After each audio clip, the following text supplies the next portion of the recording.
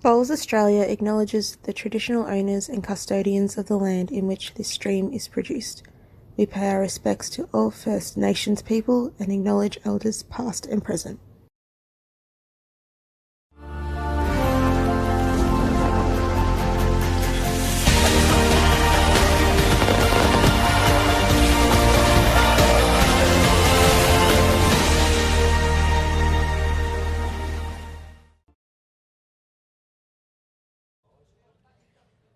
Session 2 here at Musgrave Hill. Very much looking forward to this clash because it's Australia in the men's fours. It's Corey Wedlock, Aaron Teys, Carl Healey and Aaron Sherriff up against Malta's Peter Ellul, Wesley Hodges, Jason Borg and Troy Lorimer. Australia got off to the perfect start in Session 1. Val Furbo here with you. Barry Lester joining me as he has done throughout the entirety of this fortnight so far. Baz, great to have your company again, mate. The intro was a lot better this time. I've had a second coffee. Maybe that's all I needed. Who knows? Yeah, and those pods are kicking in too, mate. But Yep. As I just move my microphone away from the breeze, it is kicking up this wind here at Musgrave. So this northern green, you'd call it, here at Musgrave, is very exposed to today's conditions. So it's a northwester ripping in off the main intersection. As we see on the camera there, that's the south direction of this particular green, but the other direction down the other end, it is very exposed to this breeze, ripping right across the green and heading sort of that south direction from the north. So yeah, it's going to be pretty hard out there for a lot of players, Val, and we're just happy and glad the green isn't super quick today because it would be a headache for a lot of players. It would be, and the first session this morning, Australia defeating Philippines 22-5, and then Malta overcoming Malaysia 13-11, which was a sensational performance. A lot of those Malaysians ended up getting through to the quarterfinals of the men's triples as well last week. So brilliant performance from Malta to get through that one. It was a long match, 13-11, and it was only decided after the hooter went off. So a brilliant performance from the Maltese quartet. But Baz, really interesting one. They're changing the positions here, the Aussies. Omar skipping the fours, Carl skip the triples. Obviously, just shows the versatility between this Australian lineup. Yeah, just keeping things fresh. You know, it's a really big slog, this event, and over 2 weeks, if players can move around slightly through the disciplines, it's a player comfort as well. You know, someone like Aron, middle pin of a triple and then back end of a four it's an absolute luxury, but it just goes to show once the selectors pick the five and they put them into the desired positions, it's great to see the players be able to perform no matter where they are. And hats off to the triples, the way they performed on the weekend against Scotland.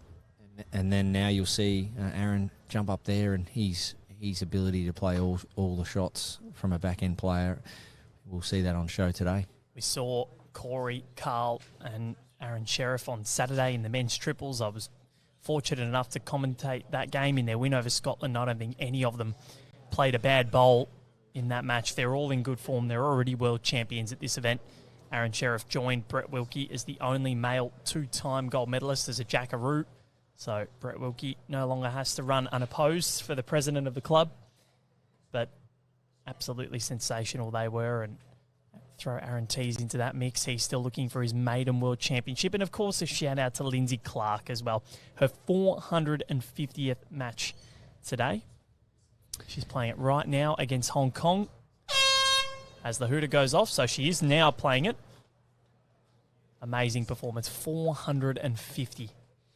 Yeah, and the thing for me about all that, Val, is not only is that a huge achievement, and it's something, well, I don't personally worry about in terms of watching the numbers and how many games you do rack up. Luckily, we've got great staff at BA covering that. But thank you. When you do actually stop and reflect, on a number like that, the thing for me is the people that have obviously helped you get there. But for someone like Lindsay, two young children, husband, always worked, and that's the thing. These players, these athletes have always worked, combated, raising families, and it's a tough job. It's a tough job trying to create that balance. And we've interviewed Brad Clark a few times when Lindsay's featured on TV games, and he said he's too scared to look at the calendar sometimes. But that's the way it goes. But yeah, these players live in their calendars. They know exactly all their movements well and truly 6 and 12 months ahead. And it takes a huge army around these people to be able to reach those kind of figures of 450. And to Lindsay, well done. And well done to everyone that's helped you and contributed to getting you and supporting you along that journey. Exactly right. And I think that's the one thing I'll ask you in a sec, Baz. So Malta have kicked us off here with this length and a couple of bowls in here for Peter Ellul. But juggling work with bowls, obviously, you're lucky enough to work in the bowls industry, so it's a little bit easier for you. But there's some people who can't, and Alan Ryan, one of those, doing her teaching stuff and volunteer firefighting, it's definitely not easy. So how do you juggle that as Corey Wedlock? Right on the money already. Yeah, Corey, 2 bowls very similar there, backhand both times. Well, it comes down to your position in life and your priorities, how you set your thing up, because when we hear from any athlete in pretty much any sport, it comes back to their goals, their drives, what they want to do in life. And to really set your mind to something, you've got to have everything in order around that. So for me as a young kid, I left country Victoria. I had to leave all my friends and family to chase the goal of reaching the heights in my sport. And that meant a lot of disconnection with family, the amount of weddings you miss and friends, party engagements and birthdays, and all these athletes do that. And then at the same time, you've got to find a way to actually support that financially. And we've touched on it a couple of times, Val, and I guess we can go there as many times as we like, but when you see these athletes getting maybe a bit of support off a sponsorship, such as your Henselites and your Aero Bowls, and that there is so important to these players. When you see them at multiple events all around the country, as Aaron Teys winds up, he's looking for the bowler jack. They cannot go off and play in those events and support those tournaments and have the time away to compete unless these brands and these sponsors are getting behind them. So that's a tough one, but ultimately, if you have got the desires and the hunger to set yourself out to be an athlete and try and reach the heights, you'll find a way to combat that with employment. Yep. Well said, and it's great to get your analysis, Baz, and thank you for being a part of this coverage for this World Bowls Championships. And I know a lot of people on the comments have absolutely loved having you as part of it and looking forward to many more days of this to come throughout the week, both here and on the broadcast. But Aaron Teys, that bowl that he bowled before now, Baz, you can see, I don't know if you can see it on the camera there, it's just off vision as Carl Healey does take the jack. That bowl from Aaron Teys before stayed on, so I reckon that's covering the tee, but I'm not sure where that last Malaysia bowl has ended up. So, Malta, sorry. Yeah, looking at Malaysia next door. Yeah, we get a good view now, so it's probably just favoured the red bowl there. Yep. So that's Aaron Teys' drive from before. It stayed on because it crashed into the Maltese bowl, and currently holding one, so it worked out really nicely for Australia. Yeah, so I got to know Troy Lorimer pretty well the last couple of months, and Peter Ellul, and they play at Red Hill Bowls Club up in Brisbane, where I've been having a couple of games of pennant. Great little club, great group of people up there, very tight-knit unit and really good facilities. So shout out to Red Hill Bowls Club up in Brisbane. Great kits too. Yeah, really good, red and blue. Yep. Look at you go, Baz. I'm expecting to see you fully kitted out on Thursday ahead of the finals. Right. Unfortunately, my boys won't be there. Drive draw from Carl Healey. What a nice reply. So that wind just picks up a huge gust there and blows my paper away. Thank you for catching it. Yeah, so green speed around the 14-second mark, slowly starting to dry out. There was a lot of rain here yesterday, and we're seeing now in the peak of the conditions today around 26 degrees. If we don't get any more rain the next few days, these greens will get up really pretty quickly. Start hovering around that 16, 17-second mark. And, well done to all the greenkeepers. The greens have been phenomenal. 15 ends is what we're playing to here, to our 15 minutes time limit here at Club Musgrave. And again, big thank you to Musgrave, Paradise Point, Mudgery Bar, Broadbeach and Helensvale for hosting this glorious event. An event of this magnitude would not be able to be run without their support and without the support of the volunteers as well.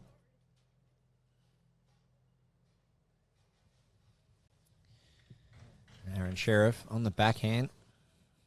He's just going to miss under. Just trying to play a slightly arriving shot just to try and trail the jack. His weight's perfect in the end.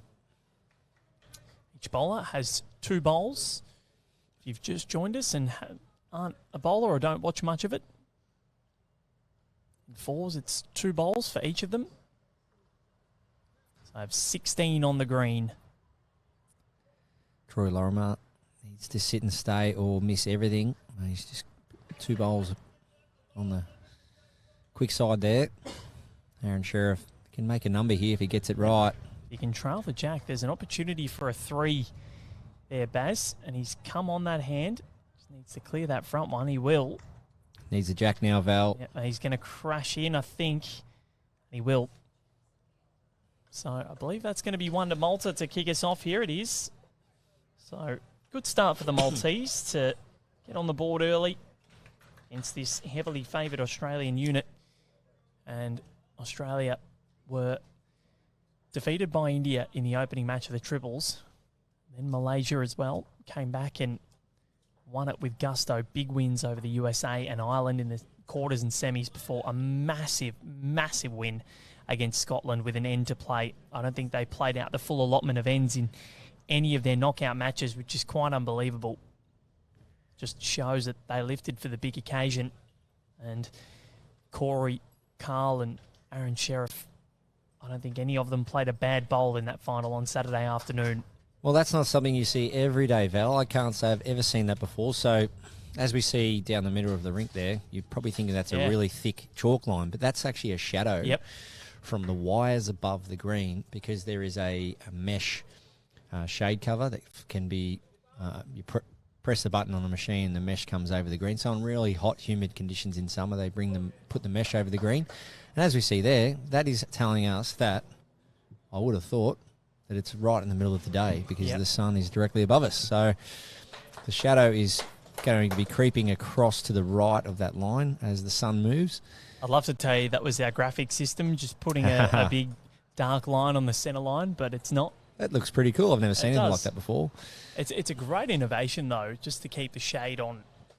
It is. It's not very common. You don't see it in many places. I have seen a few up further north around Cairns and Mackay, and where they get extremely hot. Yeah. And pretty barren, really, when in terms of dry, dusty heat. And then I know the beautiful Airlie Beach Bowls Club, where I go to once a year up there and play in their fours tournament. They've got a nice shade that comes over and keeps the conditions cool. That whole region up there, sensational. Went up to Port Douglas earlier on this year, and it is a beautiful, beautiful part of the world up there. Absolutely magnificent. Corey Wedlock on a good line, just needs to spin up. Has led superbly this tournament, Corey Wedlock. And a really emotional speech following his win on Saturday, and I was trying not to choke up in the post-match interview. Yeah, you sort of ride the emotion with the players. You see the way the different reactions, and it's great to go on that roller coaster with them as people working in the media. And no doubt there's always backstories along the way. Players that have had different hardships and different setbacks, and I think it's well documented last year about Corey's personal issues, losing his father, his biggest supporter, and then the Commonwealth Games was just such a difficult campaign for him to not get out of the sectional rounds in either. But he's come out here and won a world champion his first attempt, as Teys just takes the jack back and follows it. Yeah, Aaron Teys just said, you know what, Corey, I'm not going to keep letting you just get all the glory here. Steal my thunder. I'm going to trail it out of there and grab some myself. But nearly perfect from Aaron Teys. So as the head was lying, fairly jack high bowl from Corey Wedlock, Aaron Teys' job is to tidy things up as a second. We spoke a lot about it with Dawn Heyman the other day, about just turning things around the corner, trying to shape heads, and that's the key to a really good second, trying to shape the heads best for the thirds and skips. Aaron Teys slightly heavy, if anything, but has made the head a little bit better for Australia, taking away that framed look about it with Corey's lead bowl. He's certainly not in the way, that's for sure. Has he got the jack backs again? Backs it up here? with a great draw shot. Aron Teys. Monumental from Teys. Great start. So it's interesting you say that, because all four of these bowlers, you know, in the streaming that I've done over the last couple of years, Baz, that I've seen them all skip at any point in time. Carl and Sherriff, obviously this tournament, Teysy at the BPL, Corey BPL and at Nationals.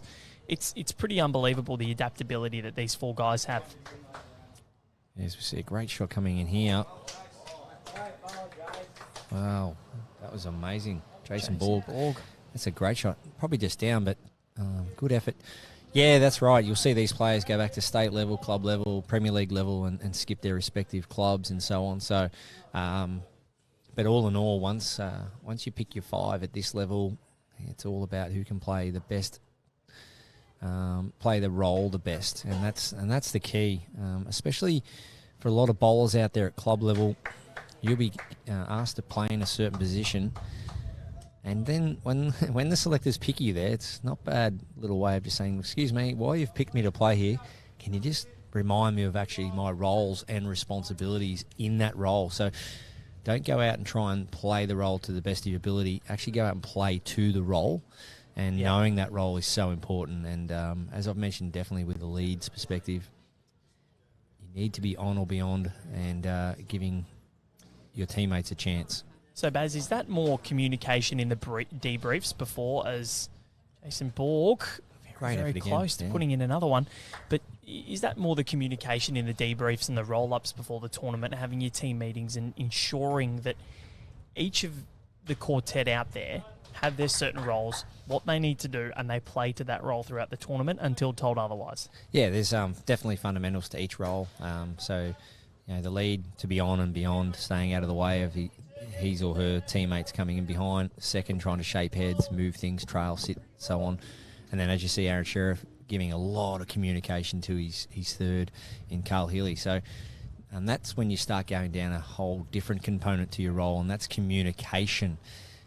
You might be the best player in the world even, but you've got to be able to be a good communicator and leader, team leader for your teammates, because this sport, it's so much emotion involved, highs and lows, and as a skip, with that communication, you've got to ride it with them. As we see Aron Sherriff not missing one hand going down the green then, encouraging his teammates, and so there's so many more components to just where your bowls finish. Very good at communicating, Aron Sherriff, and I think it's something that I've noticed about your game as well, Baz. Big booming voice down the green, just ensuring things are clear for wherever position you're playing. Well, I think it's so important. Yeah, the tone of your voice can really project how you're feeling and how you're coming across. So if it's a big, loud, positive, not always have to be loud, but just of a positive tone, and the way you deliver it, you know, with your chest up in the air, you know, you're looking down the green versus maybe looking down at the ground. So how you sell it is super important also. Because you have to give your skips or your leads the best confidence about playing the shots. Doesn't matter where you're playing. Very true. As we see, Troy Lorimer just slightly wide there, almost perfect. If he had finished inside that bowl, opportunity for a second there, but Aron Sherriff going with big weight here. Looking for that cannon. Hasn't moved after his release. Crashed in, so he'll get another crack at it. Aron Sherriff, and the Maltese contingent just saying your weight's pretty solid. And just on that too, Val, I play, you know, as you know, a lot with Gary Kelly, and he's quite extroverted, so he's up and about. And Gaz, when he's playing his best, is usually up and about. So my job is to keep him at that level. So I need to be sort of extroverted as well. And when picking teams, you've got people that are quiet and introverted. Wow, what a shot. Wow. Almost got a bit of a result there with the jack going through. He found the gap there, did Troy Lorimer. So Aron Sherriff will have his work cut out for him today. Let's see what he can come up with. Goes again with the same weight. Looking for the hole. He's under. Well, what's happened there? The jack did spill, and, well, Australia might have scored. I think they've got a one out of that. They did. Well, sometimes bowls giveth and bowls taketh away, and this time for Australia, bowls certainly giveth. Yeah, and the thing you'll notice there is no celebration from the Aussies, just back into business. Yeah, well, that Aaron was Sherriff. obviously not what he was going for, so they'll that's take right. it. And everyone gets them. That's the reality of the sport. Everyone will get a lucky result like that, and Malta won't be crying over spilt milk there. They'll just be moving on. Australia, they won't celebrate it in respect to the opposition. So there's a big learning for a lot of players out there when they see and watch international bowls like this, because right there is pure evidence of an example of how to not celebrate a lucky result. And that's just the level of professionalism these players have, and that sort of code. You're right into your tennis, Val. You know yourself, if you get the let coordinates and it flops over, there's straight away a hand up from the oppositions just to say, listen, that's a bit fortunate. Even though they're not sorry, but they'll do it anyway. Well, it's just polite, because that's not what you aim to do. You don't really want to win big points like that. We've seen matches decided in points like that, and it is frustrating from a viewer's point of view. But nonetheless, it happens. That's sport. Absolutely. Yep. That's and you saw, even going back to footy, the oval ball. It's cruel, and Stephen Milne will tell you all about it. Yeah, that's right. And an extension to that is, a lot of people will talk about that cost St Kilda a flag. Well, it didn't. There would have been 10, 20, 30, 40 things that happened throughout the course of that football match that cost St Kilda also the win. And that's how you got to see it in bowls. That result just then, it went against Malta and went Australia's way, but I'm sure there'll be other areas of this match over the next 13 ends that you could say the same about. But 100%. Just when it happens in a key moment, it's got more focus. So, Aussies and Malta, one apiece. Interesting start so far. A lot of jack movement already. We've seen the jack trailed in both ends at the moment. Malta, I think all four of these guys play here in Australia. Leave out here. And we get some big crowds already hovering around the green. We've got great to see some family and friends. We've got Jimmy Reynolds. Jimmy Reynolds there. He's giving some support back. He is a star. What a final that was on Sunday. Was watching that. Wasn't actually at Helensvale. Had the day off, so I was watching on my phone at O'Bagel in Broadbeach. And my God, that was stressful to watch. It's so good. You had every faith in Jimmy and Damo that they were going to put something in the head in that last end, and they did, and what a match. Now, Alan Ryan got the keys to the city last year in Goulburn. Now, Jimmy, with a performance like that, surely the mayor's already been on the phone and said, Jimmy, when you get home, mate, Ticketek parade, the whole lot, mate. We'll have a big shiny key waiting for you. He deserves it. That was phenomenal. And so good. 21 years ago, Baz, Jimmy Reynolds was a bronze medalist in Manchester 2002. And 21 years later, still at the highest level, winning a World Bowls Championships. And not just a gold, the first ever men's para pairs gold. Him and Damo, just great guys, so humble. Damo, a little bit of a smart aleck and a jokester, which he's hilarious. I was doing a pre-match interview with the para women's pairs, and Damo's standing there watching me, and afterwards he goes, "Oi, Val, your fly's undone." Yeah, there you go. But knowing him, I didn't look. Yeah, nice shot. Nice shot there. So Malta, for me, probably holding one, maybe two. Bit of room here for Carl Healey as he's coming up forehand straight into the wind. As you can see, only a little bit of late turn, but nicely played from Carl Healey right behind the jack. Yeah, jack length only 24 metres, really short. Which is, the Aussies are trying this early. The first end that they control, they've gone with the short end that worked for them on Saturday. It's a long way down. Jason Borg, tall man. He'd have to be all of 6'6", you'd think. 6'5", 6'6". He's trying to disturb this. He's very close. He's played it really well. Well, didn't quite get the shot, but he's created a head for his skip. When he sort of tapped the jack past that Carl Healey bowl, and those three blue ones might be a welcoming sight here for Troy Lorimer. Really interesting. Aaron Sherriff, you'll want to change this up now before the Malta skip can have a look. Backhand looking to trail the jack to make 3 or 4. Take away that jack high bowl. He's close here. Needs to hold. Aaron Sherriff. It's gone underneath.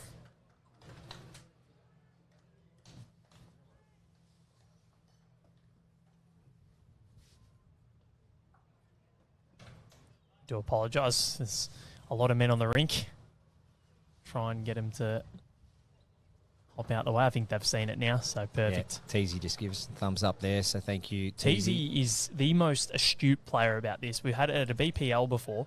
Jack went into the ditch. Teysy, all of a sudden, we've seen the cameras move going, oh no, what's happened? It's Teysy who's actually panned down into the ditch to show us where the bowl was. He doesn't miss much. Yeah, pretty good choice of words there, Val. Very astute. No, he's got a good game now, and he's just a ripping human being too. Yeah, and he's got a little role to play off the mat as well. You know, he's in there playing second, just making sure he's doing his bit, just seeing the little things happen around the green and around the rink, back bowls and any things that the skip or 3 might miss. As Aaron Sherriff looks to come down again, just trail the jack, 18 inches, draw another, needs to get there.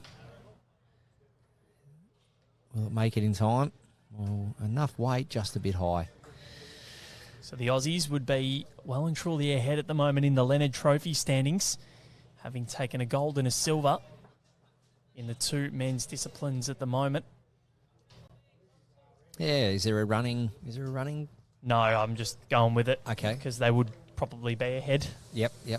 And I guess there wouldn't be a running, would it? Be kept a bit of a surprise? Yeah, I think it's kept as a surprise. Look, you could probably calculate it, but there's, I think, a lot of factors to go in there in terms of medals and where you finish. I was just going to say, Troy would be trying to kill this, and he has. So They do have the Bacchus Bowl, so 1 to Malta. So good start to Malta.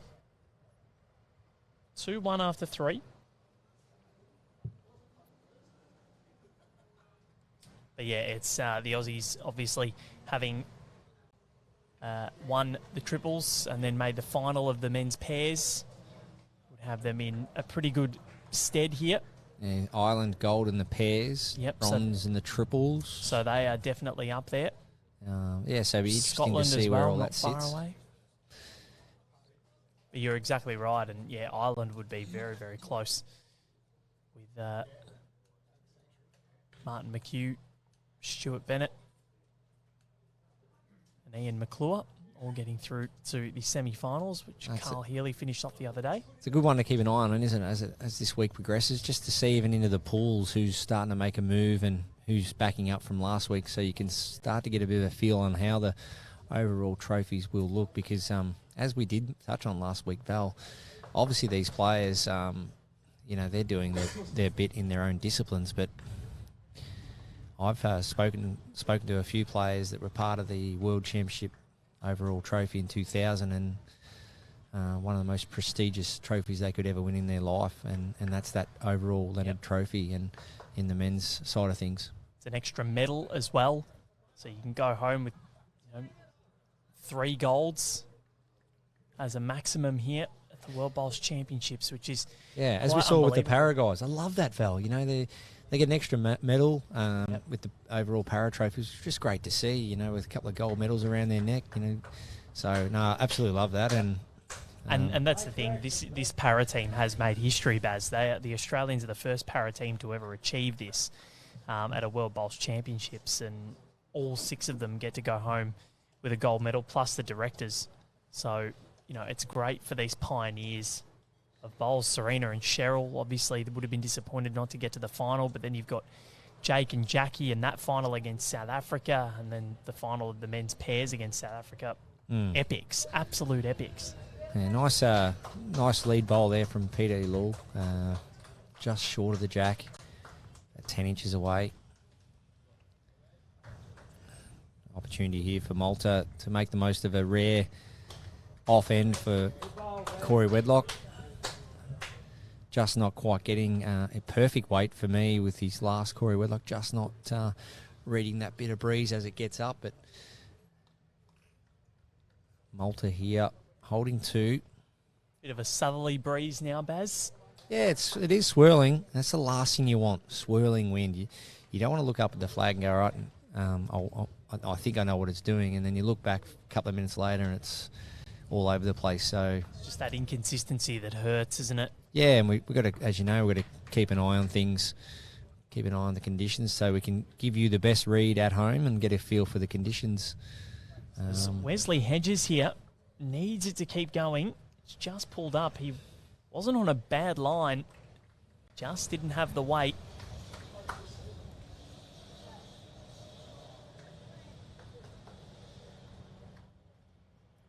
And Aaron Teys just connecting that front bowl, and this time getting a clear run. May come in handy later. Yep, as it did earlier on in the contest. So Aaron Sherriff and Troy Lorimer will be doing battle very soon. But until then, Jason Borg and Carl Healey. This one's going to come around, but just not going to get there. A bit wide. Weight perfect. That'd be 3 though.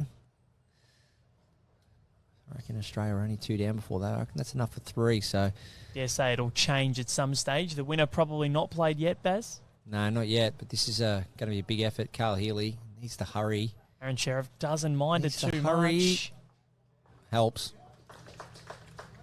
Let's cut that down, that's for sure. Yeah, and it's a big bowl for Carl. 3 down. Looking just to get one close and cut it back, and he's done that. And the beauty of that front bowl of Carl's now, it's locked in, so it's not in a position where he can either knock it out or the opposition. So it's locked in. Carl will be able to come down with another yard of weight with his next and try and just spring the shot bowl out. So Aaron Sherriff just gesturing with his hands there and his left foot. The weight he's after, and that's where that positive body language is so important to show to your teammate exactly what you're after. So Carl Healey.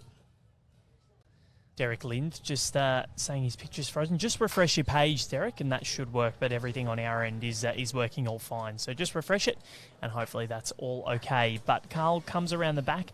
Good home if there's a trail of the jack from Aaron Sherriff. At the moment, Malta leading at 2-1 after 3 here at Club Musgrave. Here in the northwest of Surfers Paradise.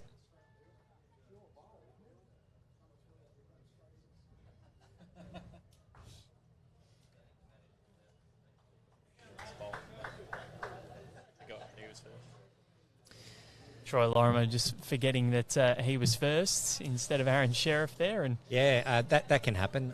You just sort of lose... if you're in the zone. Yeah, you just forget whose right away it is. But good to see Troy playing a bit of back end here. Does usually play a fair bit of front end bowls, but very nice technique there, nice and low.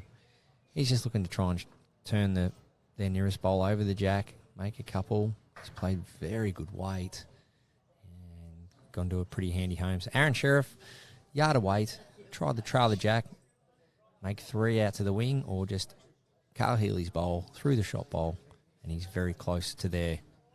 Needs to hold now. Trying to get there. He's opened things up, though. Probably gone 1 down still. Now, Beverly Brown, thank you very much. She's done a medal tally for us, Baz. Here, Australia on top. 3 gold, 2 silver, 2 bronze. New Zealand in second. 2 gold, 1 bronze. England third, 1 gold, 3 bronze. Ireland fourth, 1 gold, 1 bronze. And then we go to Scotland, 2 silver, 2 bronze. South Africa, 2 silver. Canada, 1 silver, 1 bronze. And then the equal 8th, Hong Kong, Malaysia, Singapore, Thailand, all 1 bronze.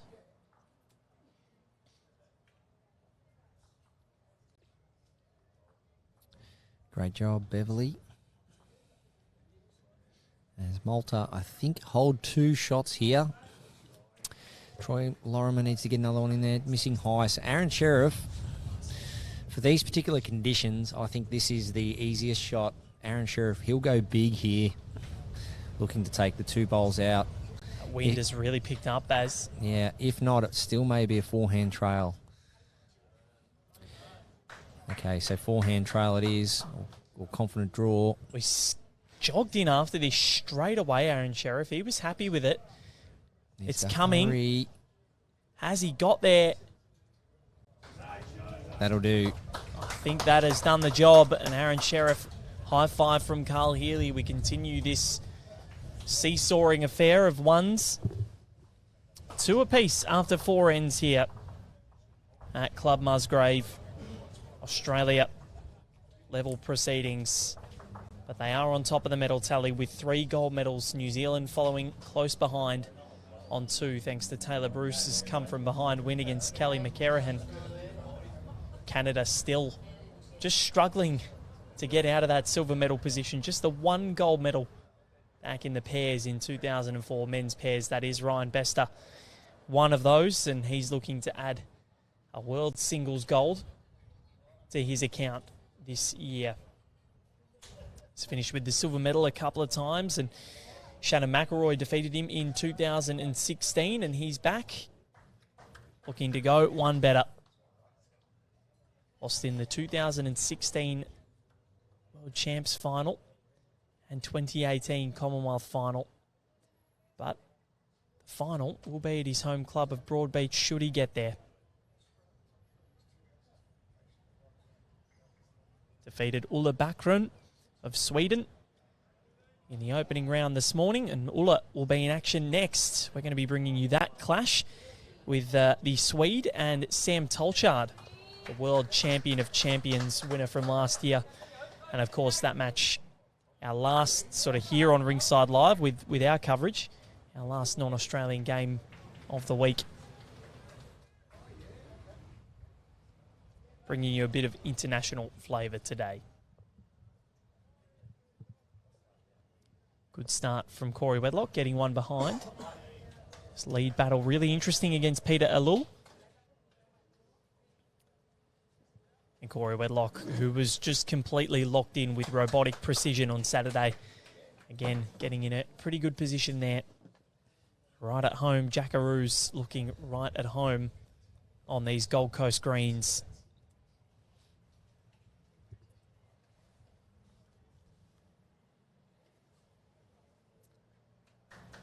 Peter Ellul, well, he's not, oh, geez, half the shot bowl there. If he cleared that, he was looking really good.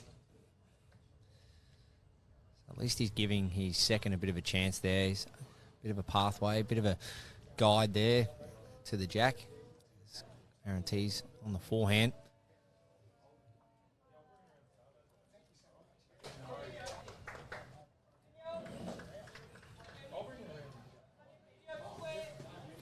Nice home. We speak about that a lot. If you're not drawing the shot, you want to be finishing good areas, and that's nearly perfect for a second. It's a good home if there's any jack movement, and it's a good home if there's big weight later on and you've got the tee covered.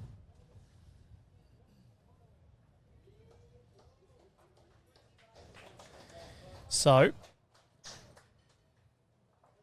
Wesley Hedges looked good, but that bowl that was waiting at the back there, as you just said, Baz, that is why you are here. Tee covered, jack trailed. Aaron Teys says thank you very much. Massive difference between a second trying to draw a shot and add and finishing maybe a yard short versus a second playing their role to perfection. Aaron Teys is looking good. Yeah, and that's what Aaron Teys can play, and that's why he's selected to play that role. Back up, literally back up his lead and get bowls slightly past the lead bowls, and so far he's got 2 shots. So one thing you'll always notice about players of this level in competitions of, as we just see, just sliding past, is they're always looking to move things, always. So Aaron Teys put a bowl where the jack got moved to, and now he's looking to move the bowl or jack. So that's the key, and if players of this ability are always moving things, you need to be doing it first or protecting where it may go.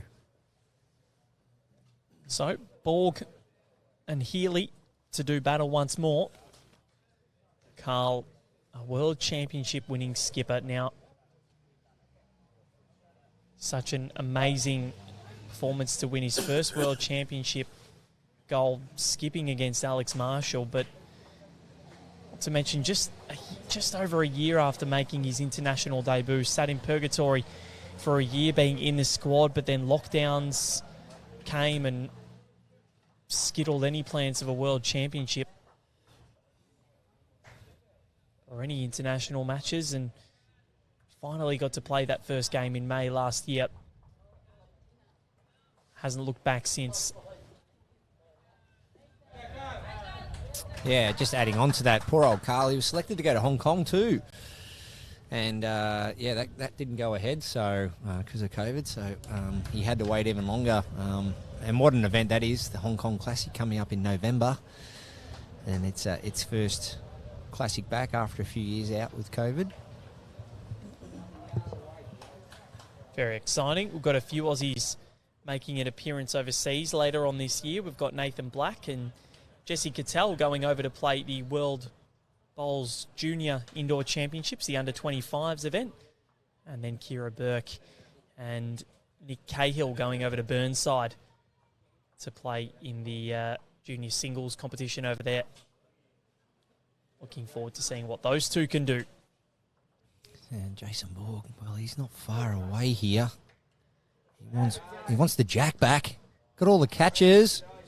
Well, it's stuck around. He's so unlucky, and then he's knocked their bowl away. Played it well. He's managed to get second, I believe, as well as punch. And then a trail here, Baz, and there's a big opportunity. Watch this. Yeah, so he's just looking to get the jack on the nose, kick it out, or sit the shot bowl. He's got a bit of everything. Didn't quite work out for him, but he's created a good shot for his skip. But you'll see here, Aron Sherriff. This is an offensive play. So what Aron's looking to do here is play this shot before his opposition does. So he's not playing any defense at all here. This is offensive, looking to play, trail the jack, well, plan B, kick that past the jack and cover the jack. So that offensive play there is, for me, there's only real two key elements to the sport of bowls: offense and defense. Aron could have went defensive then and went round the back and covered the two blue bowls at the bottom of the screen.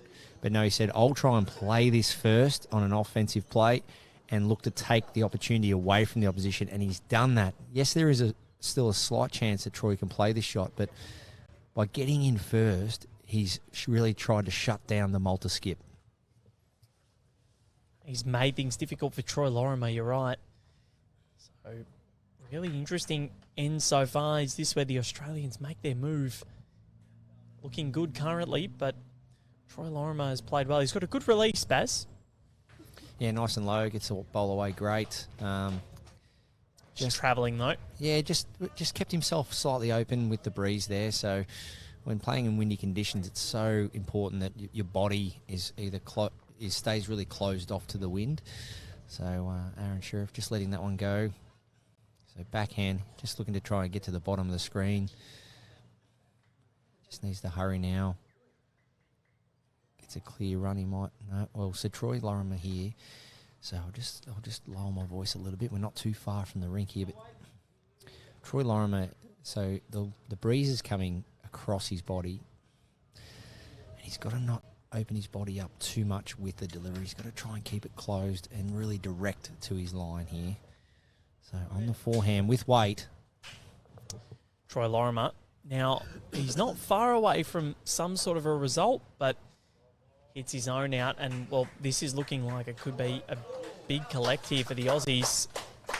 Didn't quite see what the signal was, but 4 shots. Looks as though it was a 4. It was already 3. He went with bigger weight, took his own out. So, 4 takes Australia's total to 6. They lead at 6-2 over the Maltese contingent.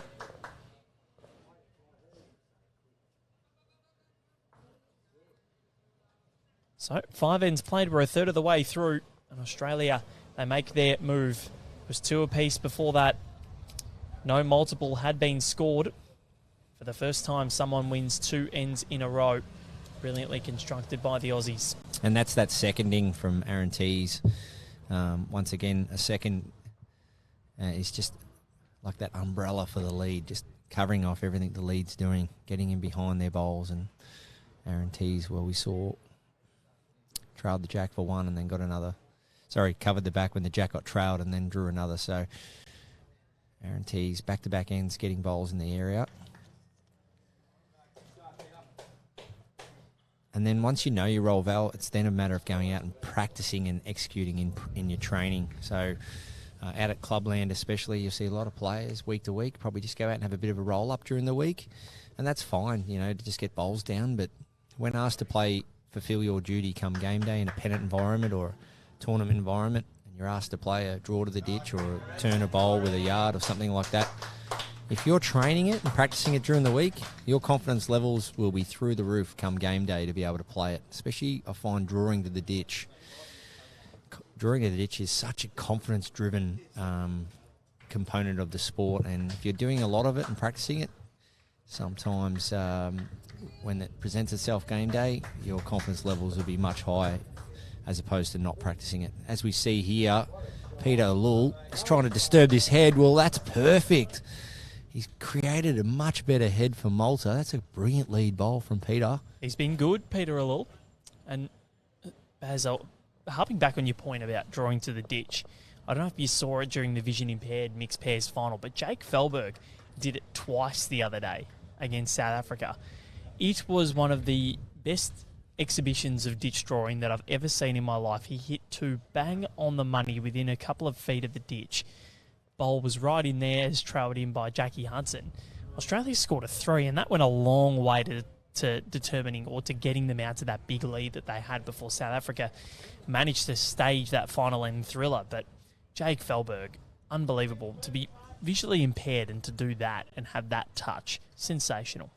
Yeah, they're just such big moments in the game. Drawing to the ditch, I know the crowd seem to enjoy it when the players draw to the ditch, but it's definitely something that has to be practiced. If you're even playing singles or a lot of back-end bowls, you'll be asked to do it a fair few times, and quite often it's a shot that will could create a number or save a number, so it's a shot that must be practiced a lot.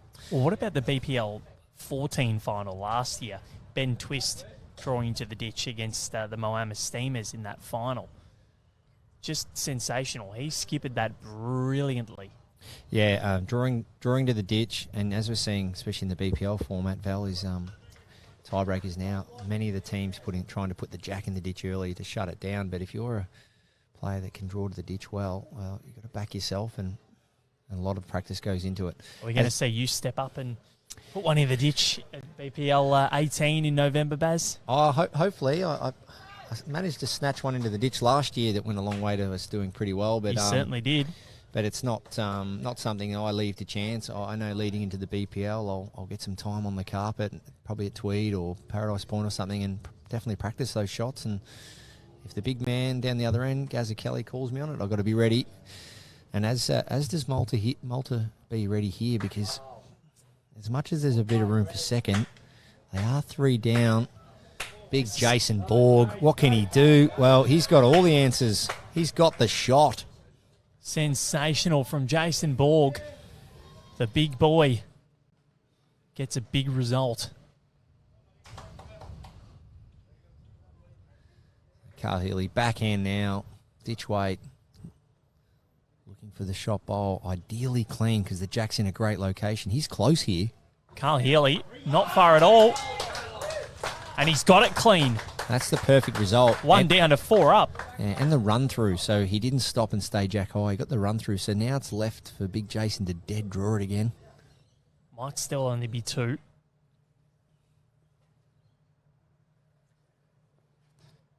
But that is absolutely huge from Carl Healey. Jason Borg. Well, high line here. Rinse and repeat from before, but you're right, Baz. And he's short. So Malta with nothing close.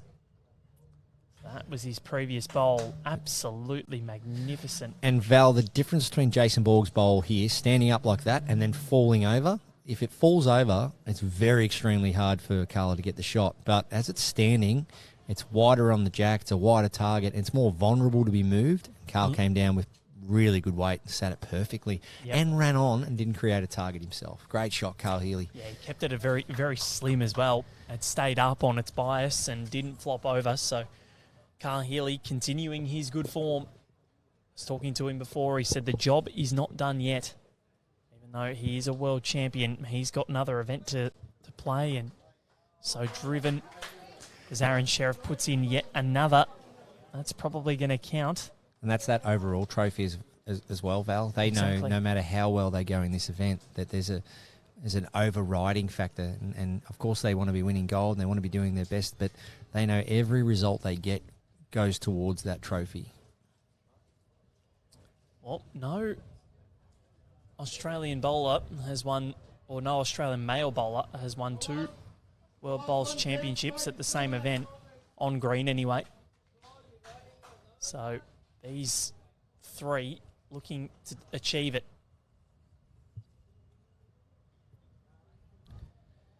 On a nice high line, Aaron. Is he going to get back in time, though? I think he'll get back.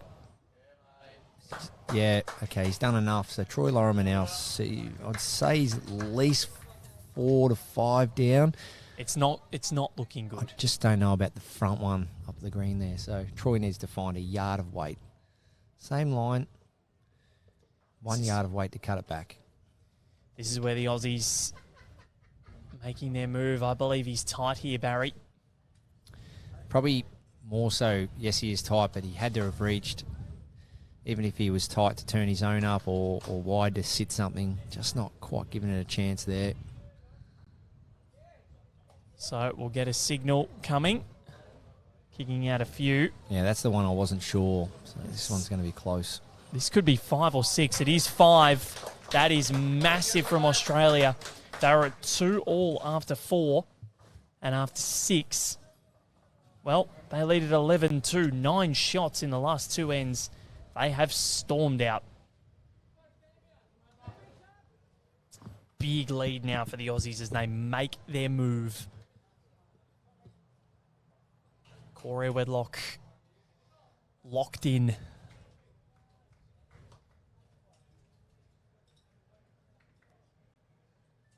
Carl's water bottle has seen better days. He holds that up. That's completely and utterly dinted. I'm not sure how he's done that. Yeah, not sure what's going on there. But it's great to see, though. It's one of the first things you should probably put in your bowls bag. There's no doubt about it. Whether you're playing in hot or cold or indoor or outdoor, it does not matter. Hydration is everything, Barry. On your feet all day long, some days, and some days, a couple of days in a row. Must stay hydrated. And these players we're seeing, Carl having some water. I just saw Teys and Corey nibbling on some snacks. They've got to stay fueled. They're doing it for their country. All these players out here, they're doing their best for their country, so they're trying to give themselves every chance. And we saw Jimmy Reynolds the other day snacking on a banana during that gold medal match with 4 or 5 ends to go, just out there snacking on a banana. That could have been the difference between maybe just falling away with energy or keeping himself up and about and fueled and hydrated. So these players giving themselves every possibility to get the job done for their country. It's fantastic. It's been a great tournament so far. 7 gold medals already awarded. 4 more to go.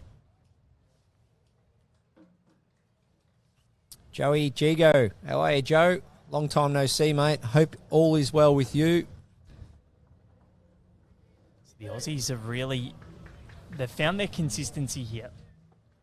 Malta a little bit wayward. The first 4 ends, they were right in it, Baz, but the last 2, you can't afford to have a wayward end against these Aussies because they will make you pay, and it's what they've done. Yeah, and a lot of it wasn't all that bad from Malta. You know, they held some shots, but the ability to come down and just play the right weight that Australia's shown, that's the key in these windy, blustery conditions. When playing weight into the head, playing it with the right weight so you can stay around. And we saw last end, if Carl had played bigger weight, he could have kicked across and got the jack and killed it, or he could have hit that bowl and ran away himself. But just playing the correct weight, as we see here, Aaron Teys just sliding in behind, Another good bowl. Another bowl in a good home. But that's the thing. He had that Jason Borg delivery. Carl Healey just went and sat him out. And then he didn't have the response. And that's the thing. The Aussies will have the response and be able to make you play those extra bowls. What have we got here from Wesley? He's going to settle into a good home there. Very handy, yep. So those bowls, that encatchment back there, probably not going to come into play as much. So this is at the stage of the game I mentioned last game this morning, Val, is for the players, if I was Troy Lorimer, I'd be just having a chat on the crossover or whenever he can, even if Troy follows his first bowl or follows his last bowl at the completion of this end, and he stays down the end where all the players are and just says, all right, guys, hang in there. You know, it's a pool match. We've come off a great win against Malaysia. Let's keep the shots close. But for me, it's trying to get the Malta players not swapping and changing too much. We're seeing a bit of everything from all the players, from lead right through to skip, forehand, backhand, adjusting, dodging bowls and so on. So ideally in windy conditions and when the opposition's playing well, you got to still try and maintain some kind of rhythm for yourself and stay settled. So it'd be good for Troy to just keep the positive vibes going. A lot of positives to come out this morning. Malaysia, a very, very strong team. They would have been in the top sort of 4 or 5 favourites for this event, and Malta's coming off a great win. So a lot of positives to come out of their day so far. The only negative right now is that scoreline. It was a long and gruelling contest. The horn did go off before they finished, so interesting. And what is also interesting is the women's pairs. Switzerland's skipped by Lara Butler and Marianne Quensler lead Christic and Ryan 8-5 after 8 ends. So Australia holding sway currently here. That's probably 3 shots. Malta just, I think the conditions are really playing with them at the moment.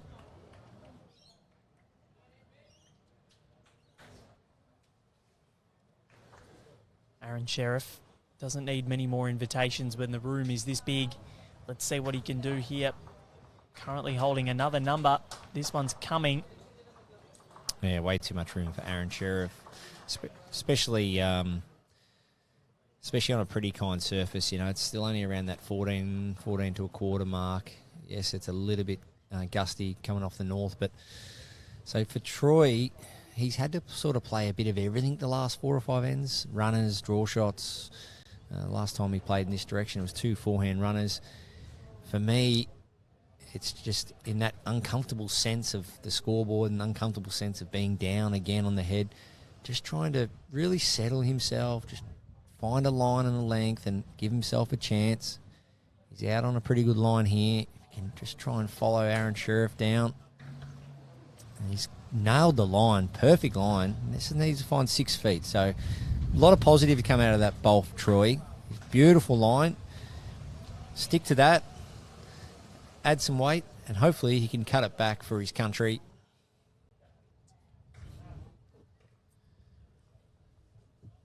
Aron Sherriff, another opportunity for him to get another one in. Australia currently holding yet another number. They lead at 11-2. He's going to crash. Can he get around? No. So Malta, well, they just need to get something in here because this is another 3 or a 4 if Troy Lorimer doesn't do anything about it. Yeah, and nothing has changed at all for Troy because his line previously still gets him the shot. It's just making that body weight, that little bit of tempo correction, just minor correction, keeping everything the same. Well, he just simply has to get it if Malta are any hope here. Looks like he's got a bit more on it. But is he missing high, Barry Lester? Well, he just needs to get back now if he works inside. So he's just not able to cut it back. So it's probably another 3 or 4 for Australia. I think this could be a 4, Barry. Yeah, so Troy not getting on the mat, holding the last 3 or 4 ends. Get an indication here of the scoreboard. Yeah, that's another 4. So after we saw Barry Lester we saw 4 singles to kick us off in the first 4 ends to see the score levelled at 2 apiece. Australia have gone bang, bang, bang, 4, 5 and 4, 13 shots from 3 ends. And, well, they lead at 15-2. Yeah, I think it's time now. Malta just got to start completely from scratch. Blank canvas, put the lead on a new hand. Just try something new, just blank canvas it. And that just might be enough to shift things around, start finding a little bit of momentum. And, Peter, Ellul, just start on a fresh hand and ideally set them up again and just chip away. So at 15-2 on end 8, set a little mini goal. So over the next 4 ends by end 12, not to let Australia get to 20. And try and aim to get to something like a number yourself, something like 6 or 7. Doesn't always have to be about winning, especially in these pool game setups. If they can keep Australia under 20, that might be a new goal. And for me, especially focusing on the offensive, defensive part of things, I think that'd be a good mindset for Malta as Corey Wedlock nails the jack. And that's what it is. It's setting those mini goals, because the overriding pitcher can always sort of control your thoughts. We've got to win this match. In this position right now, of course you want to win the match, but you've got to set a mini goal. Let's not let Australia score more than a certain number and see what comes off the back of that. And in turn, the Australians, in order to not stay or not go complacent, what would you say they could do? The Kelsey Cottrell maybe to reverse the score? And say, all right, we're 2-15 down. Let's see what we can do and try and make big numbers to get that back. Well, that's right. And in Australia, you could go this smell blood attitude, you know what I mean? And which you've really got to. You've got to... Ruthless. Yeah, you've got to be ruthless. That's no doubt about it, Val. And all the momentum's with them. All the players are playing well. They're settling in the conditions, So why not run with it? Shots up matter. And we saw what they did to Turkey last week, 65-0 in the men's triples.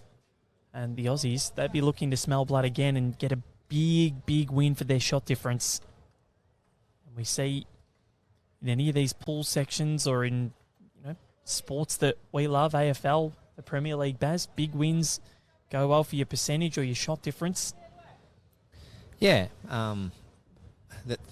So the 2 front bowls so far, they're not ideal, but it's cutting those back. So those 2 front bowls up there, you would much rather from a skipper's point of view and from a game setup point of view, is that those bowls, through or even potentially on the ditch, because they're not only in the way, they just don't have any value up the front, and no one's deliberately trying to put them there. And I'm not trying to downplay the player's performance at all, but that's where the game plan needs to be reminded. Keep giving your bowler a chance.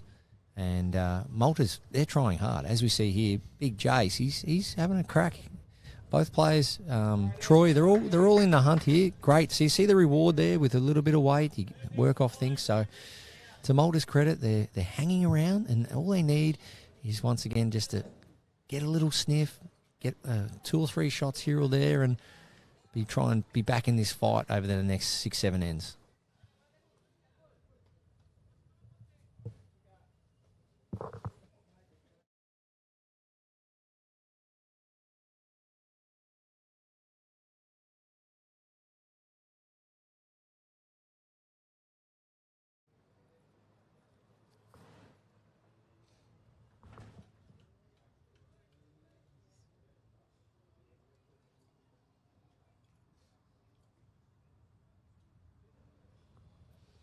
Okay, Jason Borg on the backhand. It's a fair effort. Wow, what a try. 2 feet out. He's been really good, Jason Borg. It's probably been the pick of the Maltese bowlers so far. Troy Lorimer put in a couple of good ones early on, but he's definitely been the most consistent. As the big number 3, Carl Healey, though, looking to slot in yet another, and he's done so. And does Corey Wedlock's bowl fall over? No. So Carl Healey, when he got on the mat, then there would have just been a complete sense of freedom. They're holding shot. They've got bowls in the area. You can just get on the mat and do what you do best with that sense of freedom. The other side of things is Jason Borg here. He's feeling as though there's a big task on hand here, but it's up to Troy to really encourage him and really make sure he's playing this with confidence. And that's what I'm really liking about Malta so far. The body language is still really positive, and there's still plenty of voice out there.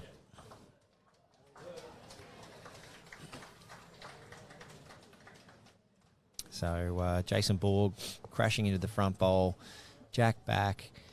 Now Malta holding one. He's been superb so far, has Jason Borg. Have a look at the replay here. Australia holding 3, I reckon, before that.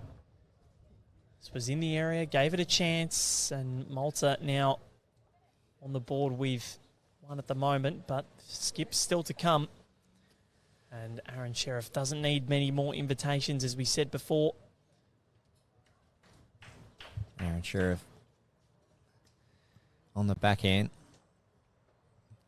Jack only a couple of feet off the ditch here, off the edge anyway, so needs it to slow up for me. He's looking good. Tell you what, Barry, the Sherriff is That'll in do. town. Well, I've got that as shot, but I agree. it's close. I reckon he's got it. So I thought he was just had a little bit of run there, but he's played it so well, Aron Sherriff. If he hasn't got shot, gee, he's giving himself a really good look with his next. Club Musgrave, absolutely beautiful greens here. Sitting right on top of a hill too, so it does get a bit blistery, or blustery. Wrong choice of word there. Okay, Troy Lorimer. Not much to lose here, really. Got enough around it. The call is, if they can get the jack under the number, they can make 3 or 4. He's going to miss high. I don't know about that. I probably would have thought he'd see him just try and get another one in there, Troy with his first. The thing about where Troy's at right now is because they're chasing, when you're chasing, you're generally playing a whole array of shots.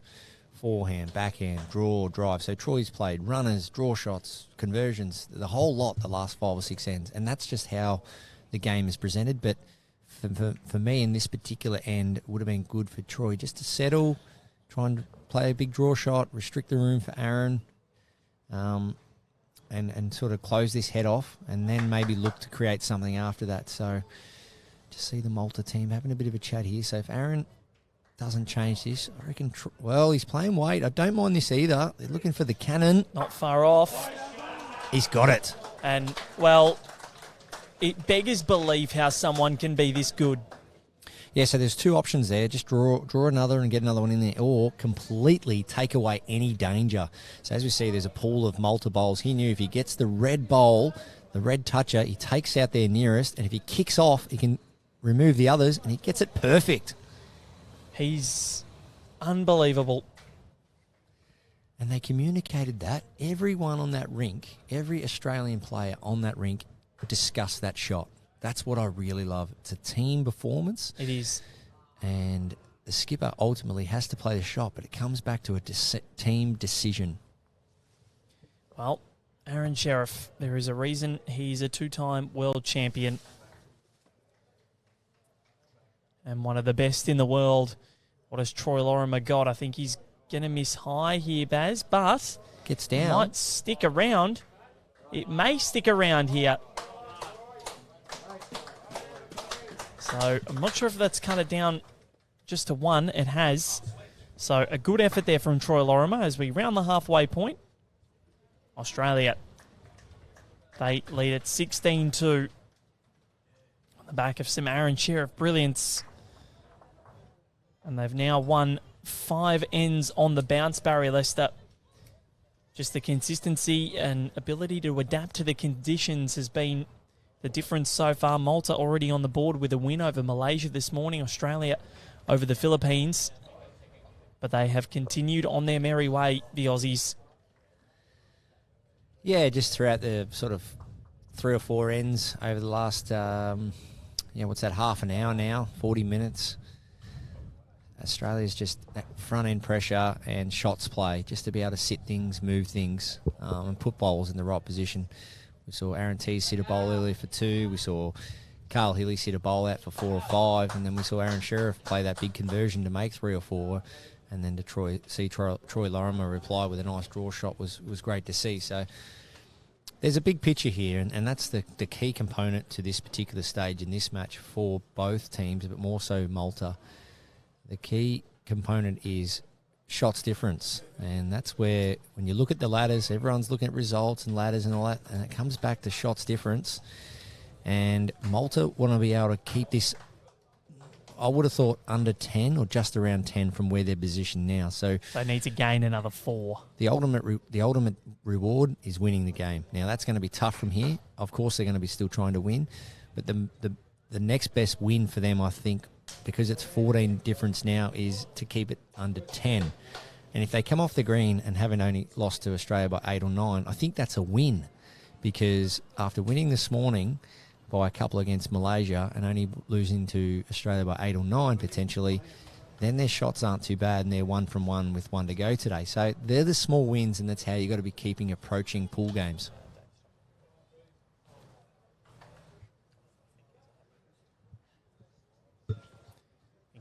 Healey out there, Baz. I reckon he's wearing Dave Stockham's cap. The 100 on it. Might have forgotten his back at the hotel room. So that is a fine. So the Australian Jackaroos... Have I just ratted him out here? You have, yes. I'm not, you definitely have. He would know that it's a fine, no doubt, Val. What is the fine? So on every tour, the Australian Jackaroos at the end of the week, they have, during the event, they have a fine master, a nominated fine master, usually 1 male, 1 female, and their job is to take notes, be a sniper. Yeah. No, take notes on... Lurk in the shadows. Just anyone that says anything that probably doesn't make sense or do anything that doesn't make sense. Most times it's people making a bit of a fool for themselves, but... and might be screwed. And that at the end of the week or end of the fortnight, in this case, they'll all sit down and review all the fines over a couple of weeks, and then all that money gets put into a pool. The fine will be determined by the severity. So it might be a $5, it might be a couple of dollars, it might be sometimes a $10 or $20. I know going back many years ago, I forgot my... Well, I'm dobbing myself in here, aren't I? You've probably been fined for it already, so... Yeah, the team sheets got slid under the door at night. Our old coach, Steve Glasson, would slide the team sheets under the door, and I was doing a lot of leading in the triples and 4s, and so I'd only need 2 bowls in my bag. And we're in Glasgow, and Glass calls the cards at lunchtime and says, "Barry Lester, you're leading for Mark Casey in the pairs." Oh. And, of course, you need 3 bowls in the pairs, don't you? Yes. And I only had 2. And we had a couple of staff members rush back to the hotel to get the other bowls that I needed, and they didn't make it back in time, so I had to use some other bowls. Luckily, we had a great win. Mark Casey was on fire that match, of course. What did you get fined? I threw in £20. Wow. Ooh, yes. That is a big fine. Yeah, I think that... I was very, very disappointed in myself. I pride myself on preparation, and as we see, Healey. So just a couple that have slid through for Carl in this end here, but so the severity of the fine, something like that. We saw Brett Wilkie. He used 3 bowls in one competition and another type for 8 ends. That's a big fine. So if you're doing something pretty silly like that, you have to cough up. And then over the years, the money's gone to different charities and so on, and also gone to paying for maybe some meals and so on. So it's but you're never safe. Ever. You're never, ever safe.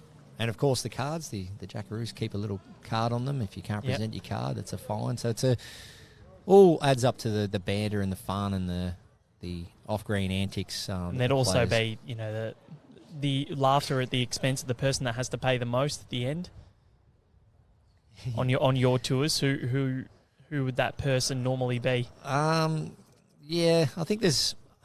Well, I don't want to dob anyone. Okay, all right. But look, there's a few people that feature most times more than others. I feel like Teys would have got a fine the other day by Karen Murphy for leaving the paper in his water bottle. Right. Yeah, they're all. You're onto it. You're onto all those little things. Okay. wrong uniform, just all that kind of stuff. Maybe late to a bus so not like the English Premier League. I've seen some fine systems they have, and they're talking thousands of pounds. If you're caught having your phone on you in a meeting and that, you're talking £5,000, and that I know they can afford it, but it just goes to show, you've got to be on the ball. As Troy Lorimer sets up on the back end here. He's got to make the most of this, Troy. They're holding at least one opportunity here. It's a clear run. His weight looks good enough. Well, he's just clipping that front bolt.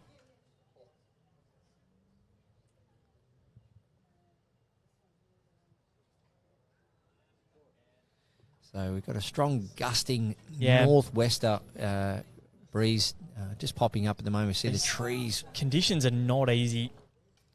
It's changing directions as well. Yeah, look, and there's always going to be a end of bowls throughout any match.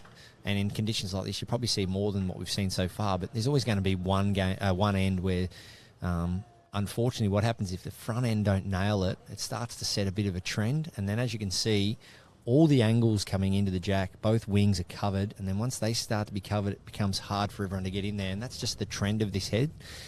And everyone sort of just fell trapped to that. But in saying that, as I look across the rinks, Val, and I'm a big one for this. Yep. The heads are starting to loosen up a little bit because of these blustery conditions. So Malta, they do get back on the board. I believe it was just the one. And that is correct. So Malta score their third end of the contest. It's 16-3 in favour of Australia. And the team of Wedlock, Teys, Healey and Sherriff have streamed out to a wonderful lead on the back of the 5th, 6th and 7th ends, in which they scored a 4, a 5 and a 4 in amidst their 5 on the bounce. Malta have only scored in singles so far, and the Aussies have been ruthless. Yeah, so Troy Lorimer walking right up the green there, asking for a short jack. So this jack here is very exposed. We see the trees in the background blowing around. So this jack, as much as it's right out in the middle for everyone to see, it's going to be... Oh, look at the wind grab that. Wow. Look at that. That's pushed it close to the peg. And Troy's shirt's nearly getting blown off his back there. As I try to cover the mic, that's getting right up. And it's... Yeah, trust what you see now. So if you look up and you just got to trust what you see and feel. As you see the angle that a bowl of Peter Ellul's finished on just near Aron Sherriff's right leg, the full face of that bowl pointing up the other way of the green. So as you try to fight the conditions, the goal is to stay mentally positive. How many feet of draw would you be needing here, Baz? Yeah, on that particular hand, as we see Corey shaping up again, he's switched over. He's going to try and ride the narrow side. So you can see that's only drawing about 3 feet, whereas the other side would be well and truly out to about 6 or 7 feet now. So and great adaptability there from Corey Wedlock. He's put that bowl in a great spot, at a foot away. Yeah, so... And... both players electing to play opposite sides in the end there, but it comes down to personal preference, what you prefer in the wind. So Wesley Hedges pushes his back. And Teys come out a bit wider than what Corey Wedlock did before. Teysy will come around the back, but this is going to be a very good home, and the line absolutely spot on from Aaron Teys.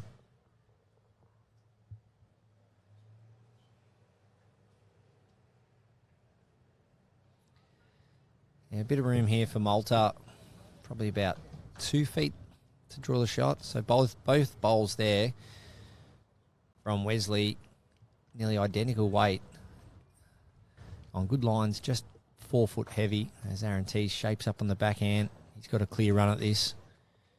Just needs to run it out. So he's probably a yard short on that occasion. Enough to count. So Australia, as much as they're holding 3 or 4... there's room. There is room, but it can work both ways, Val. So if Australia get one right next to that jack, that's when Malta actually might go straight at the target, straight at the jack. But as it's proving right now, it's not easy to draw. So it's not a bad position for Australia. Even though they're not nailing it, they're not also setting up targets as well. And that's the key to the game. You do not want to make any component of the game easier for your opposition. No, you don't. And we've seen it many times when players have that proclivity to play weight. This one, very nicely negotiated by Carl Healey. So right now in these conditions, the hardest shot is to draw this, as opposed to maybe ripping into it and bringing those back blue bowls into it. So Australia, they'll be wary of not trying to go too close and set up targets. So Jason Borg trying his best on a good line. He's been probably the pick of Malta's bowlers today. Yeah, on a really good track there, just falling probably 2.5 foot short. You can see Aaron Sherriff's foot now. Yeah, okay. All right, so it was either draw a wide draw and not add, fatten up the target, or get to the tee, and that's where they're going.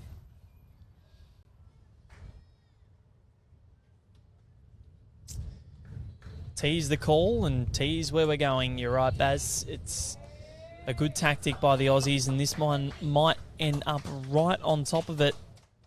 That is a very good finish from Carl Healey. Yeah, so that takes out the full-blooded drive, looking for the jack. I think for Troy, I think he's got to just be weight conscious here. Look to turn up Jason Borg's last delivery. If he's under, he can come under and sit that red bowl of Aaron Teys is at 7 o'clock. 7 to 8 o'clock there. So Troy Lorimer, first objective is he needs to be there. And ideally, up into Jason Borg's bowl would be the best result. So backhand on the narrow hand. As you can see, only taking a couple of feet of grass. The breeze really smashing into that bowl. Needs a clear road now. It's not far away. It's close. I think it just drifted past, but a good effort there.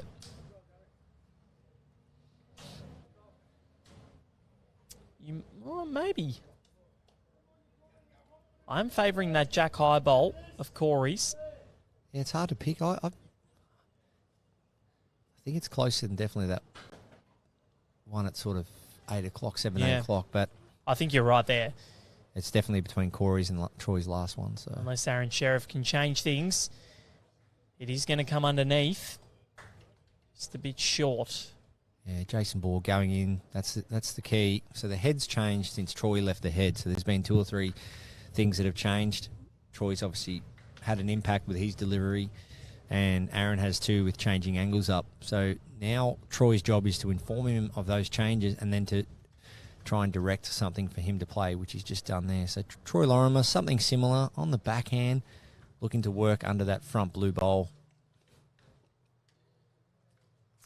After this, 2:45 p.m. men's singles action. Sam Tolshard up against Ulla Backgren of Sweden. Looking forward to that contest. Just coming underneath, so Aaron Sherriff with a chance here to ensure that Australia will secure the shot. There's a bit of a damn wall through there. Yeah, but there is a hole. Where if there's a hole, there's an opportunity. And Aaron Sherriff, 10, 15 feet away, under the reds, missing the blue. Can he get it? Well, just not far. Missing. So it's going to be one to Australia, called by Carl Healey. So it was that Corey Wedlock bowl at about 9 o'clock. That sees Australia forge ahead back to a 14-shot lead after 10. 5 to play. The result probably fait accompli now, but Malta just need to get that margin back under 10 to try and keep that shot difference intact. It's a bit nippy under here as well, Baz. Wind making it a little bit cold. You've gone for the jacket. I've had the jacket on for about an hour just because that breeze, that northerly, northwesterly has been coming straight at us. So, yeah, it's definitely a bit fresh, mate, even though it's a hot day, just because we're in the shade. So I guess our hardest job, Val, is we can talk about the game and we can talk about the shot selections and how the players are going about it, but is to try and give you a feel for the conditions. It's almost impossible. The wind would be well up into around the 20-odd kilometre mark. Maybe even more. Yeah, the trees are blowing around. You can see the players' uniforms blowing around. And the one thing that's assisting the players slightly is the fact that the green isn't too fast. So it's free, it's running beautiful, but just with the moisture yesterday, as Corey Wedlock nails the jack, just with the rain yesterday, it's the conditions are a bit kinder in when it comes to the wind today because of the pace of the green. But when it comes to wind like this, and I mentioned it earlier this morning, ideally you can just try and stick to one hand and just catch some rhythm and be happy to play to the area, not to the jack. In windy conditions, you want to be on the jack all the time. Don't get me wrong, but in windy conditions, if you can just spot an area 2-3 feet and play to that area and just keep packing them in there and wait for your opportunities. Analysis by the best, Barry Lester, or should I say analysis by the blessed. Barry Lester and Val Febo joining you from Club Musgrave. Great spot here. Aron Teys. What a shot that is for him, Aron. He's just set up his Australian teammates so well there in behind Corey. As Wesley. Hedges. Well, he's just going to miss high, I think. He's going to get back. But he's trying. It's trying to come back here, Barry Lester. Well, it took its time, but it got back lovely. What a shot. The wind helped that a bit, I reckon. Great shot. Pushed it out. Guided it back beautifully.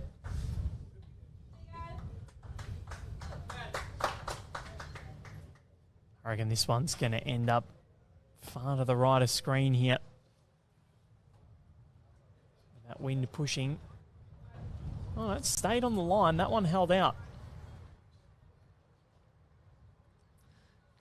So already, as I said before, Val, Malta, trying not to let Australia get to 20. I know might be a tough ask, but it's still those mini goals. And, if Malta can somehow get the shot here or only just drop a one, there's still a sniff to achieve that. Yeah. And 20 or less would be the goal. And if somewhere in the next 3 or 4 ends they can pinch a 2 or 3 and get it back to around that 10 mark, well, I think that's another win. So in a pennant environment in Australia, or state bowls that we play a lot of under the 21 end format of fours, going out and trying to keep your opposition to a number is quite often a goal. So if you're playing a pennant environment, 21 ends, fours, you might say, well, let's not let our opposition score more than 18. So if you can go out with that number, do everything you can to not let your opposition score that number. And if you don't happen to win, let's say you lose 17-14, less you've achieved a goal for the overall. And that's what we're starting to see here from Malta. They're trying to just tighten up things a little and just go, you know what, let's try and achieve some small goals here, not necessarily the big goal, and that's trying to win the game. Norfolk Island Bowling Club have enjoyed the commentary all week. Fantastic work, fellas. Congratulations, Baz, from elite player to elite commentator. You can do it all. Can Barry Lester. Little nod of approval. So Malta. Yeah, the feedback's been so positive. I really do appreciate it. There's, as you know, people from all around the world tuning in here, and Val and I are just trying to give you the best insight and look at what these players are going through. So thank you for allowing us to do that, and we can't do it without you, so thanks for tuning in. We do thank everybody from around the world, wherever you're watching from. We've had, I think, every continent barring Antarctica covered, so we're looking pretty good in that sense with our spread. Asia, Africa, Europe, North America, South America, right here in Australia.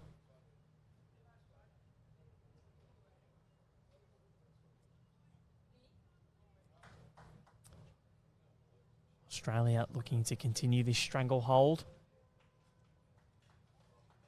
A little slide through could almost work.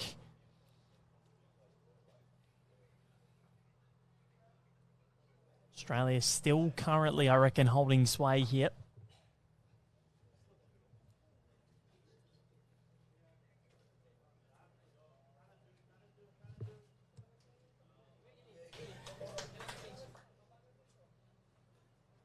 It's been so good having the world at our feet here in Australia, on our doorstep. Every single one of these bowlers deserves to be here at the World Bowls Championships.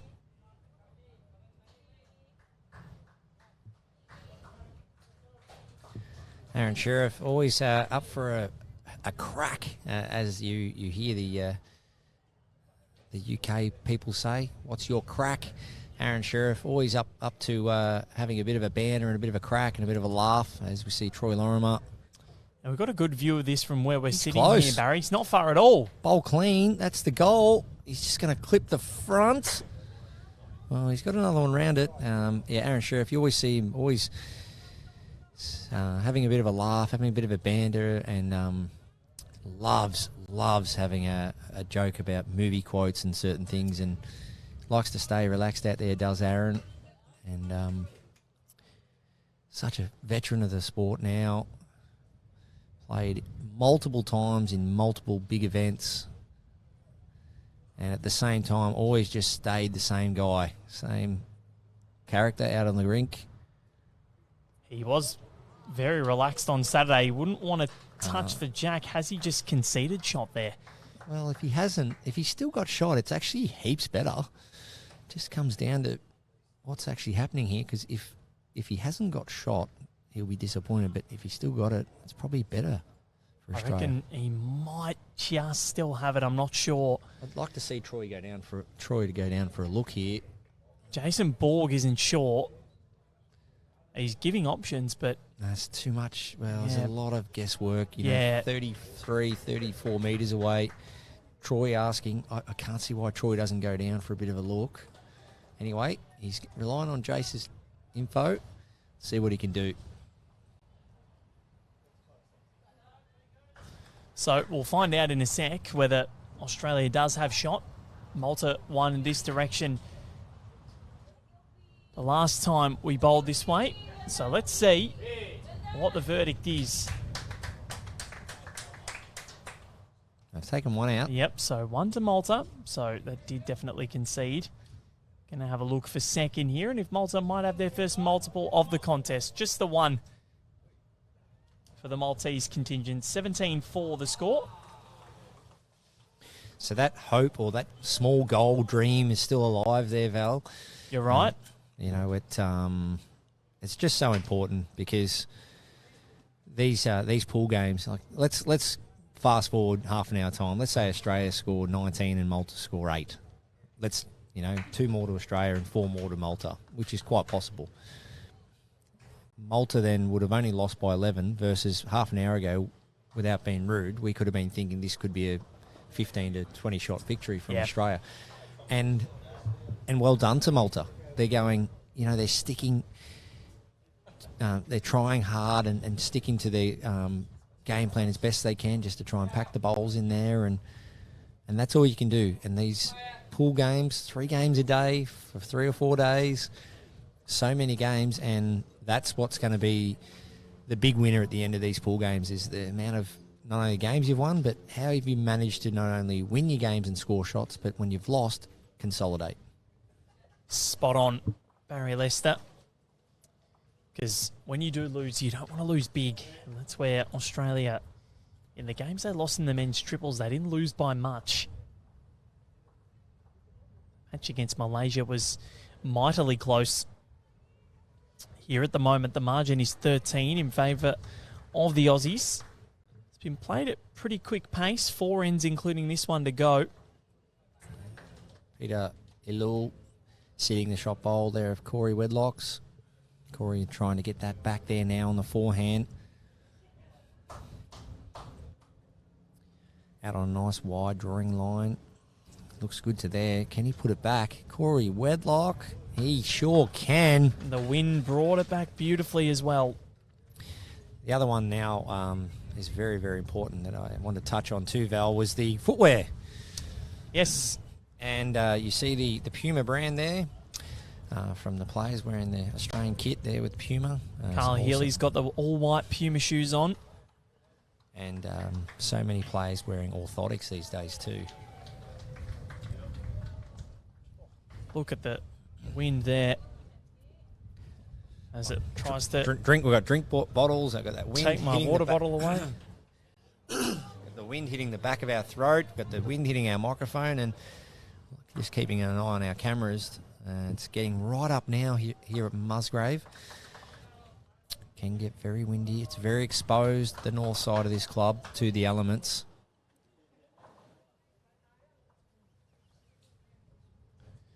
So the sectional draws had a question come in if they're seeded or not from, was the question from there, from John Deegan.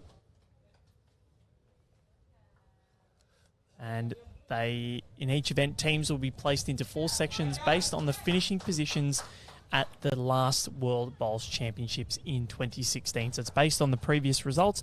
The countries that did not compete in the respective draw at World Bowls 2016 will be randomly drawn into the remaining positions until all teams have been allocated a position in the draw. So hopefully that answers your question. And Ian Greenshields, the best 2 commentators in the world. Wow. Well, Baz, you might be. Well, I was just going to say, lucky we got sliding doors here at the clubhouse, Val, or else we'd be struggling to get back in there, mate. My head is well and truly bigger than the sides of the doors right now. Get the wide sliding doors here at Muzzy. Yep, thank you, Ian. I do appreciate it. Okay, Carl Healey. Backhand it is. Jack length, 26 metres. Beautiful low release. Smooth drawing delivery there from Carl Healey. A couple of options. Turn the front one up. It's not far off. Missing under.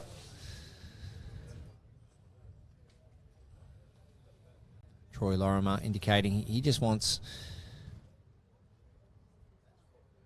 Jason Borg to come down and sit that red bowl. If he gets a couple of turns out of it, he can make 3 for Malta. Needs to get down.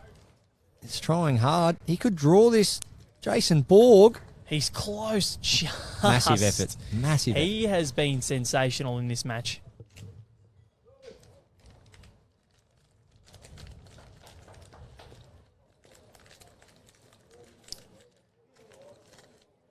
Carl Healey definitely corrected his line. And well, that's plan B. He's put one in the way, so that's covering, protecting the shot bowl.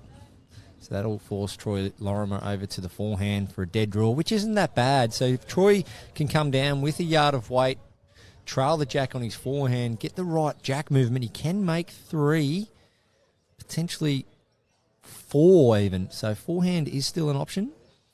It's just trying to get jack movement and not movement of the shot bowl along with it. So Troy Lorimer, forehand, trying to trail the jack, kick it out to the blue bowls on the wing there.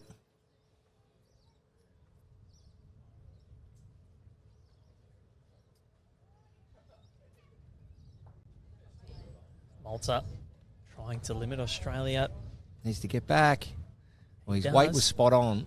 He's just going to go through the gap, but he does get a little slide, so ends up in a good spot. That red bowl of Australia, the thorn in the side of all of that blue contingent there. Aron Sherriff on the prowl again, walking down behind his bowl.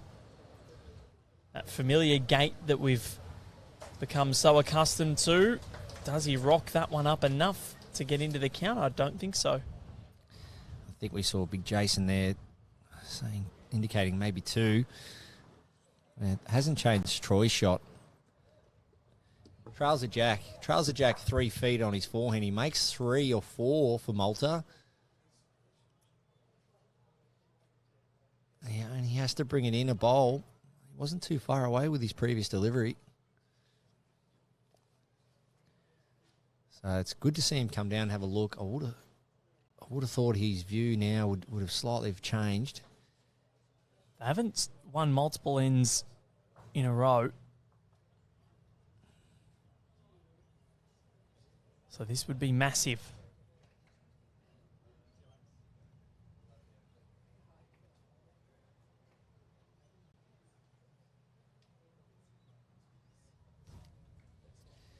So Troy Lorimer, it'll be forehand.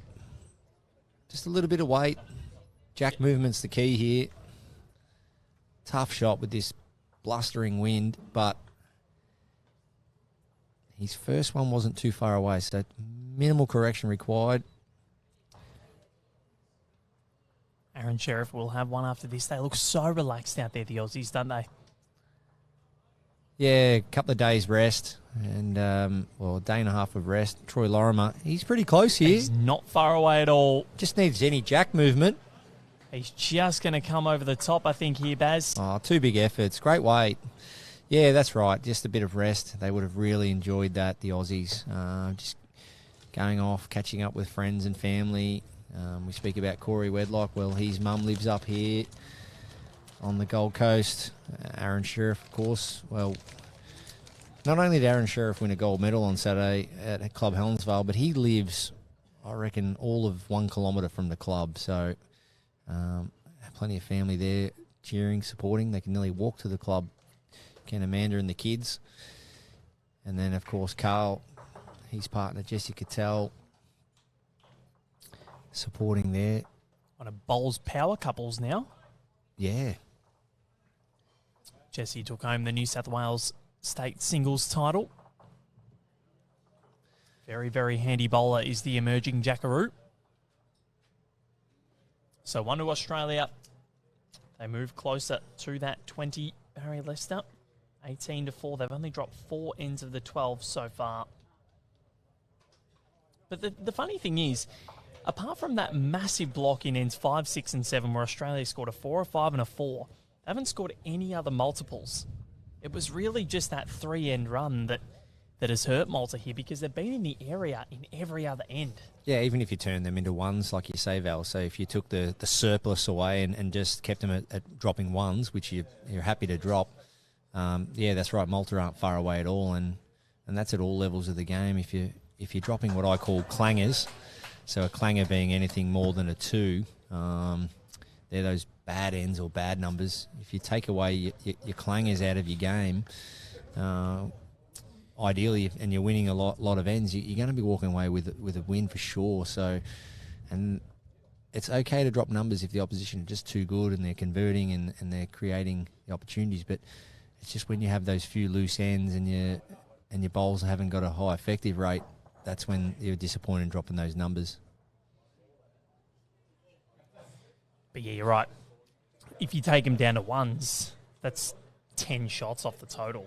That makes it 8-4, which is much more manageable rather than 18-4. But nonetheless, it is what it is, and Malta have to try and reply and try and respond and negate that shot difference. 3 ends to play, including this one. Our little friend is back. We've got a magpie just behind the players here, behind the rink. Taunting you, Barry. Now, this is usually, even though they're the Musgrave, they're the Pelicans. And usually you get a lot of kookaburras on the clotheslines and around the trees here. But that magpie, he's telling us something, Val. I'm sorry, I'm a Melbourne Demon supporter, but I think that magpie is telling us something. Could be their year. Could very well be. Coach Craig McRae, nicknamed Fly. Can he get the Magpies to fly? Who knows? Or will Collywobbles strike again?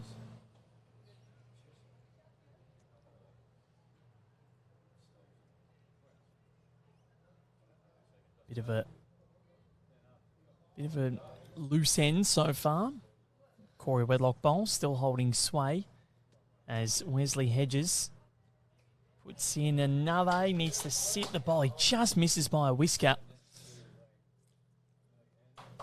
I just want to touch on the multiples too again, Val. The other side of that is the pressure axing bowls. It's when you get on the mat and you're down 4 or 5, down that multiple, and you save and create and play a great pressure act. Aaron Teys just missed. He somehow got under the front and halved that jack. Well, I didn't see that happening. So they're actually holding 2 now, Malta. But, yeah, there's no real stat on those.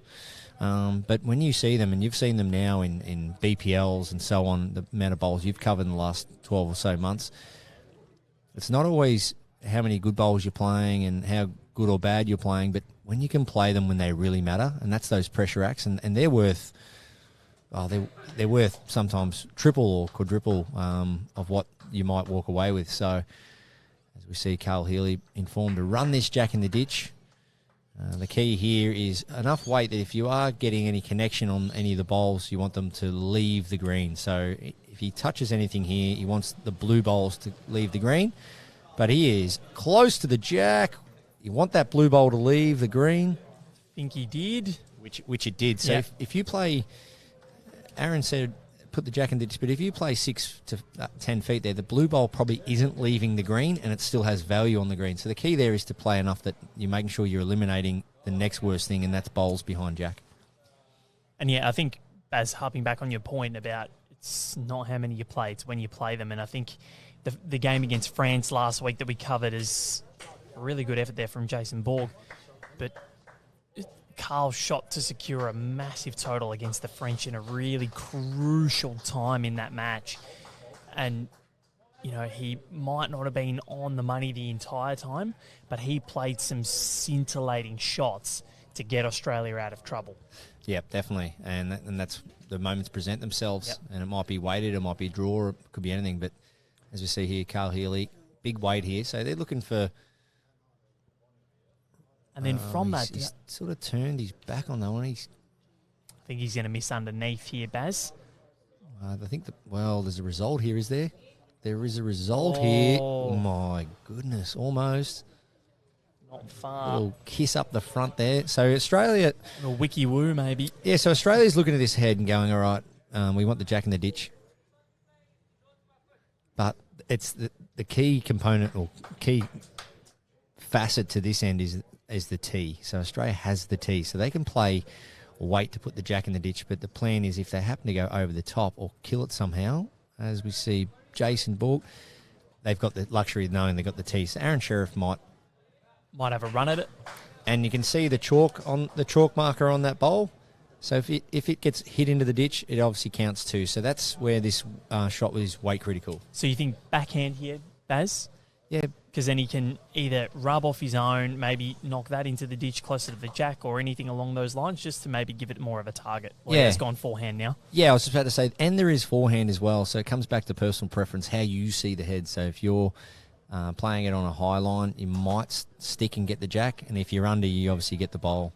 I think he's got this, Barry Lester. Close. Well, he has. Oh, my word. Aaron Sherriff. So you can see the minimum weight required there. So Aaron said, I just like forehand playing a yard or two. You know, I can draw a toucher or I can get back to the shot bowl.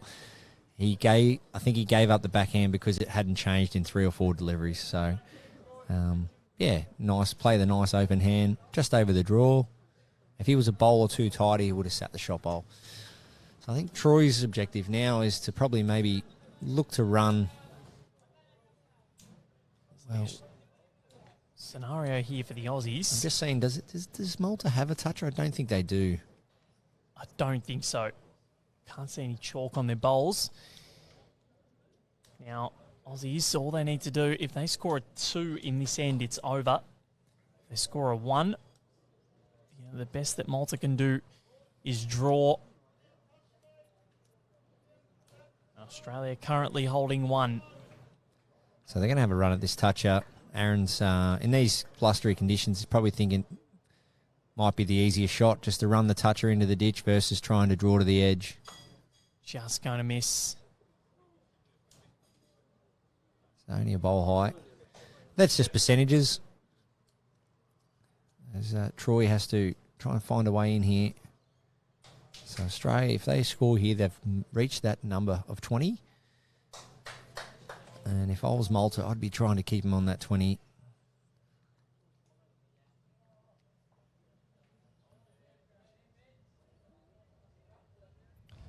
We've got a little noisy miner out on the green there. Very, very common bird on the Gold Coast. the little noisy miners. There he is, running around having a bit of fun. So plenty of wildlife around the clubs, the venues. Some of them are in real leafy areas of the Gold Coast, as we saw Mudry Bar last week, Val. I absolutely jumped yesterday. I was sitting at a cafe in a laneway in Broadbeach. Bin chicken landed right on the table, and it scared the living daylights out of me because they got the big wings, so you feel this big gust of wind behind you. The good old ibis. Corey Wedlock on the forehand. So, Baz, Australia cannot lose this match now. The best that Malta can hope for is a draw with 2 maximums, and 8s in 4s, very hard to come by. Yeah, and I think for like as I said, for winning those minor goals for Malta is just got to be trying to keep Australia around that 20 marker. Give every bowl a chance from here on in. You know, look just to push things around, trail things around, and just try and finish with some form of momentum. Not bad there from Peter Ellul. Probably 2 feet short. Corey Wedlock doesn't need to get another one right on it. Just draw to the tee, get something slightly past. 1-on-1 behind. If it stays on, skipper be happy with that. So just the wind just straightening that up and blowing that into the ditch. Yeah, the breeze got right behind that one. You can see in the background everything getting blown around here. Just keeping an eye on our equipment as well. Our cameras and everything. It's getting to that stage where I don't think will probably drop off from here on in as Peter Ellul gets the jack. I think it'll only get up for the next few hours.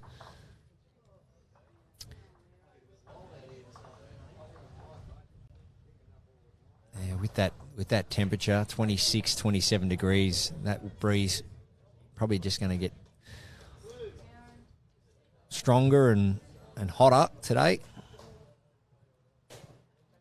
As we see another bowl trickle in.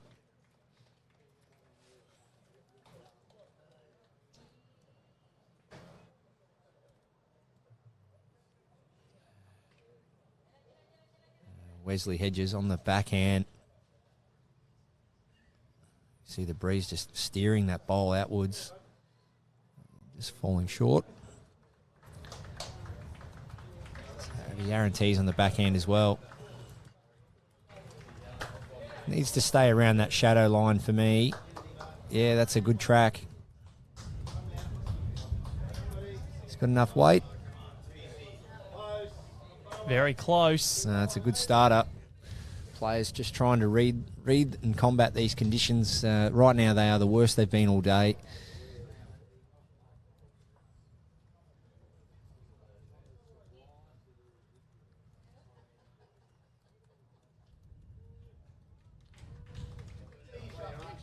So Aaron Teys needs 1 yard of weight here. Oh, sorry, Carl Healey. Apologies. Teys is out of bullets. So Carl Healey, backhand. That's where you need to be. Just use that shadow as a guide. You know, if you're around that shadow marker, you're on a good lane. Just needs it to clear Teys' front. Oh, he's ended up right with it. So Australia looks like with the head that we've got here, Barry Lester, they're not going to lose this match now. No, They've constructed it well, and obviously full counts, as I said, very hard to come by in 4s. That's a good call from Troy. Troy just giving a visual for his third, saying, listen, you know, it's impossible to draw to the jack on that hand. Maybe just try and get to my foot, and that'll do for shot. So as this breeze starts to really force these players into playing to the conditions, it's hard to really nail the jack. Adaptability is key. Is there a key to actually practicing bowling in these windy conditions? Well, that is probably the key element there, Val. It's like anything. You'll see players, if you're playing at a club that's got multiple surfaces, e.g. synthetic, carpet, grass, ideally you want to be practicing on all of them, because in this day and age versus maybe 30 years ago, you're predominantly playing on a bit of everything now. If you can, you practice on it, and that's no different to weather conditions. You can probably avoid from going down to the club on a windy day, say, no, it's too windy. Well, if you're serious about your game and you want to play well in windy conditions, you've got to train in them, as we see. Well, he's done well there. Yeah, he's done very well, Jason Borg. So Jason Borg, he's switched hands there. He's gone through some traffic and found the shot.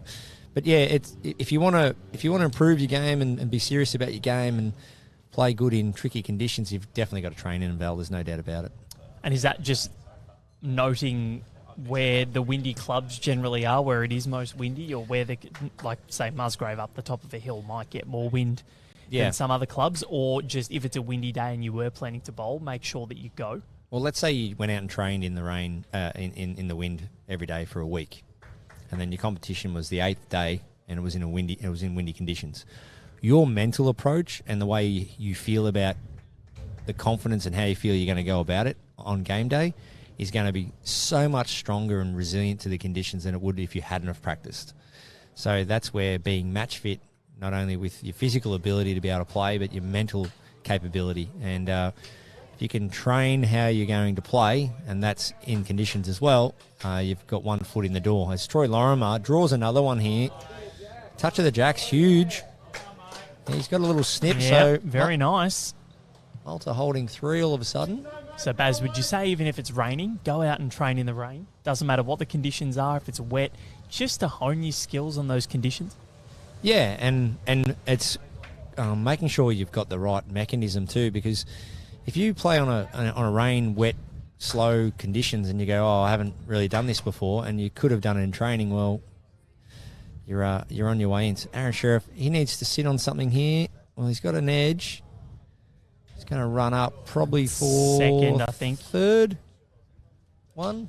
Okay, so opportunity here for Troy Lorimer to get Malta's first multiple of the match. So Christina Christic and Alan Ryan were in massive trouble against the Swiss pair of Quensler and Butler. But I think they've just scored a 5 to go up 18-12 with one end to play. Troy Lorimer, forehand it is. If you can get a toucher here down the line, can make 4. It's just not going to be here. He doesn't want to knock that Australian bowl up. No, he's just not carrying any yardage there. So Malta score their 5th end, Barry Lester. 20-5 is the score. One end to play. It's been comprehensive by the Aussies. They've been ruthless, and they'll go through with another big boost for their shot difference after beating the Philippines by 15 shots in the opening round. Yeah, if Malta can win this end, I think it's a small little win. Pick up a couple of ends in a row and keep Australia to that mark. And it's been around that margin the entire time, really, since we went up 15-2, really. Yeah. It's only just gone over that by 2 shots. So we've kind of split the ends. And since it's 15-2, we're at 4 ends to 3 in Australia's favour. So Malta have constantly had bowls in the head. Yeah, just scored in 5 ends. Just those multiples again, Val. The clangers. Yeah, we can look back on them for decades and decades in the game of bowls, and I encourage everyone out there to always look at your card straight after the game. Any game you play, whether it be singles, pairs, triples, fours, whatever environment, whatever event it may be, look back on your card and do a little assessment. How many ends did you win versus your opposition? How many scores did you get or how many multiples did you score? How many multiples did you lose? And just do a little quick self-assessment and move forward and grab that knowledge out of that game, because sometimes if you lose, you might win more ends, and that's a great little win. And you got to grab any positives you can. And you can, even in a pennant environment, or let's say you do play a singles match and end up being 20 ends of singles. Well, how many quarters did you win? You might have won 2 out of the 4 quarters or 3 of the 4 quarters in terms of end blocks, and you just got to grab all that you can and walk away and go, you know what, I lost that game by 2, but I actually won more ends than my opponent, so it's something that gives me good confidence I can match them end for end. Those onions, I'm struggling, Val. I don't know how you're going. It's killing me. Sausages and onions, we've got the barbecue going. Absolutely killing me. Beautiful day for a barbecue. 27 degrees here on the Gold Coast.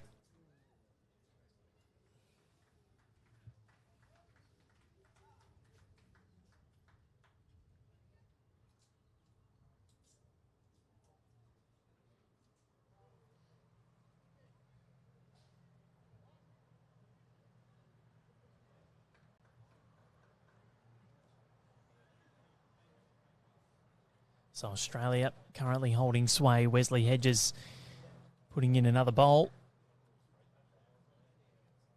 So Malta, no multiples for them, but they've certainly plucked on and been thereabouts, and Wesley Hodges takes the shot. Been comprehensive by the Aussies, though. A really good start to their competition, especially considering the Maltese contingent knocked off Malaysia in the opening match this morning on green 1, which is so impressive considering the pedigree that Malaysia boast. And these conditions really don't allow for supreme consistency, if that's the best I can put it, Val. No matter how good you are, these conditions, you can be trying to put them two bowls down the same. It's nearly impossible. So to be able to just try and force the opposition into playing some tricky shots, which Australia did through the middle match part of this match, I think was the difference, because there was probably, what did we say, 4 or 5 ends in the middle there where Australia went on a run and they were just forcing all the pressure onto Malta. They certainly were, and yeah, the consistency has been there for the Australians. And a really, really great performance, professional performance. Just enjoying themselves out there, and I think that's the key, especially in these tough conditions. It can get very frustrating at times because, as you said, Baz, it's hard to maintain that consistency. Yeah, and we see a couple of close bowls there from Malta. You know, the Aussies, the cue's probably in the rack a little here, which is fine. They know the results. It's just a matter of now still backing their shot selection, backing their calls. And, well, a little nudge of the jack. Well, this might actually force Carl, yes. So Carl will get into this. Best result is the dark blue first, then the light blue, both bowls, or at least take one out and open it up for his skipper. Got it. He's got one of them, so he's opened it up. Yep, and got rid of one of the back ones as well. So Aron Sherriff has a clear run.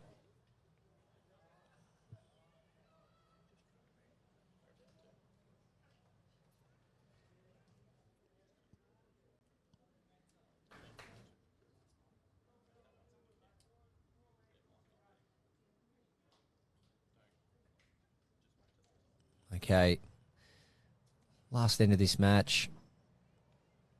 It'll be Troy Lorimer first to go.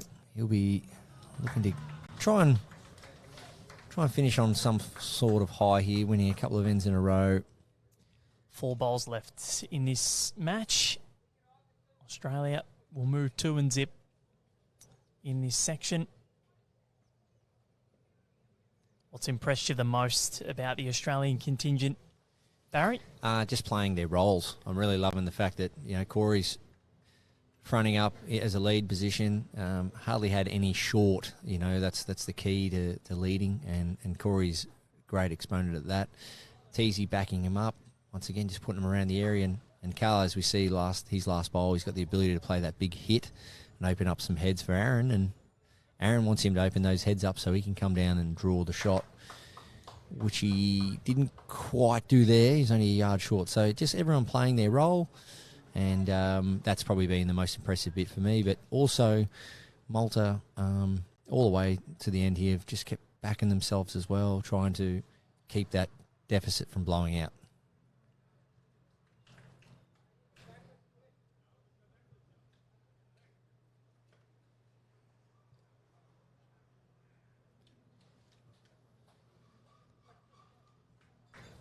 You're right, Baz, and I think you harped on it early. This is going to be it. This is going to be it. But the Aussies, their performance has been one massive unit, one massive family, and it continues to be that way. They do get the win. I think 1 to Australia there, or 1 to Malta. Yeah, I'm trying to think where the shot bowl of Australia's is. If it's the one over at 3 o'clock, I didn't quite see that, but either way, it's 1 to Australia or Malta. And 1 to Australia confirmed, and so the Aussies win it 21-5 in the end. 16 shots they get the job done by, and as you said, it was a purely team performance. Everyone played their role to perfection. Hard to adapt to these conditions, but they did a pretty good job of it. And in the end, it was really ends 5, 6 and 7 where the Aussies scored a 4, a 5 and a 4 in back-to-back ends to end that. After that, they only scored one more multiple. Yeah, and we've got the beauty of looking back on the scorecard here, Val, and you've really pinpointed the difference, and that's all it is sometimes, and you just got to be wary that you're not in the windy conditions playing all the shots in the book. You're just really still trying to build those heads, but the pressure from Australia forced Malta into playing some of those shots, but also to Malta's credit, they didn't give in. They stayed tight to the end, and the score doesn't reflect that, I know, but all in all, it was a great performance from both teams. It was. So, one more match to come, 2:45 p.m. Sam Tolchard against Ulla Bakran, England versus Sweden. Something you might see a lot in the deep ends of a World Cup, but right here, the World Bowls Championships, it's right in the group stage. Very much looking forward to that one. Barry Lester, thank you very much. Thanks, Val. See you after lunch, mate. Looking forward to a nice sausage sizzle. It smells absolutely fantastic. We'll catch you in just over an hour's time. It's been Val Furbo and Barry Lester covering Australia's 21-5 win over Malta.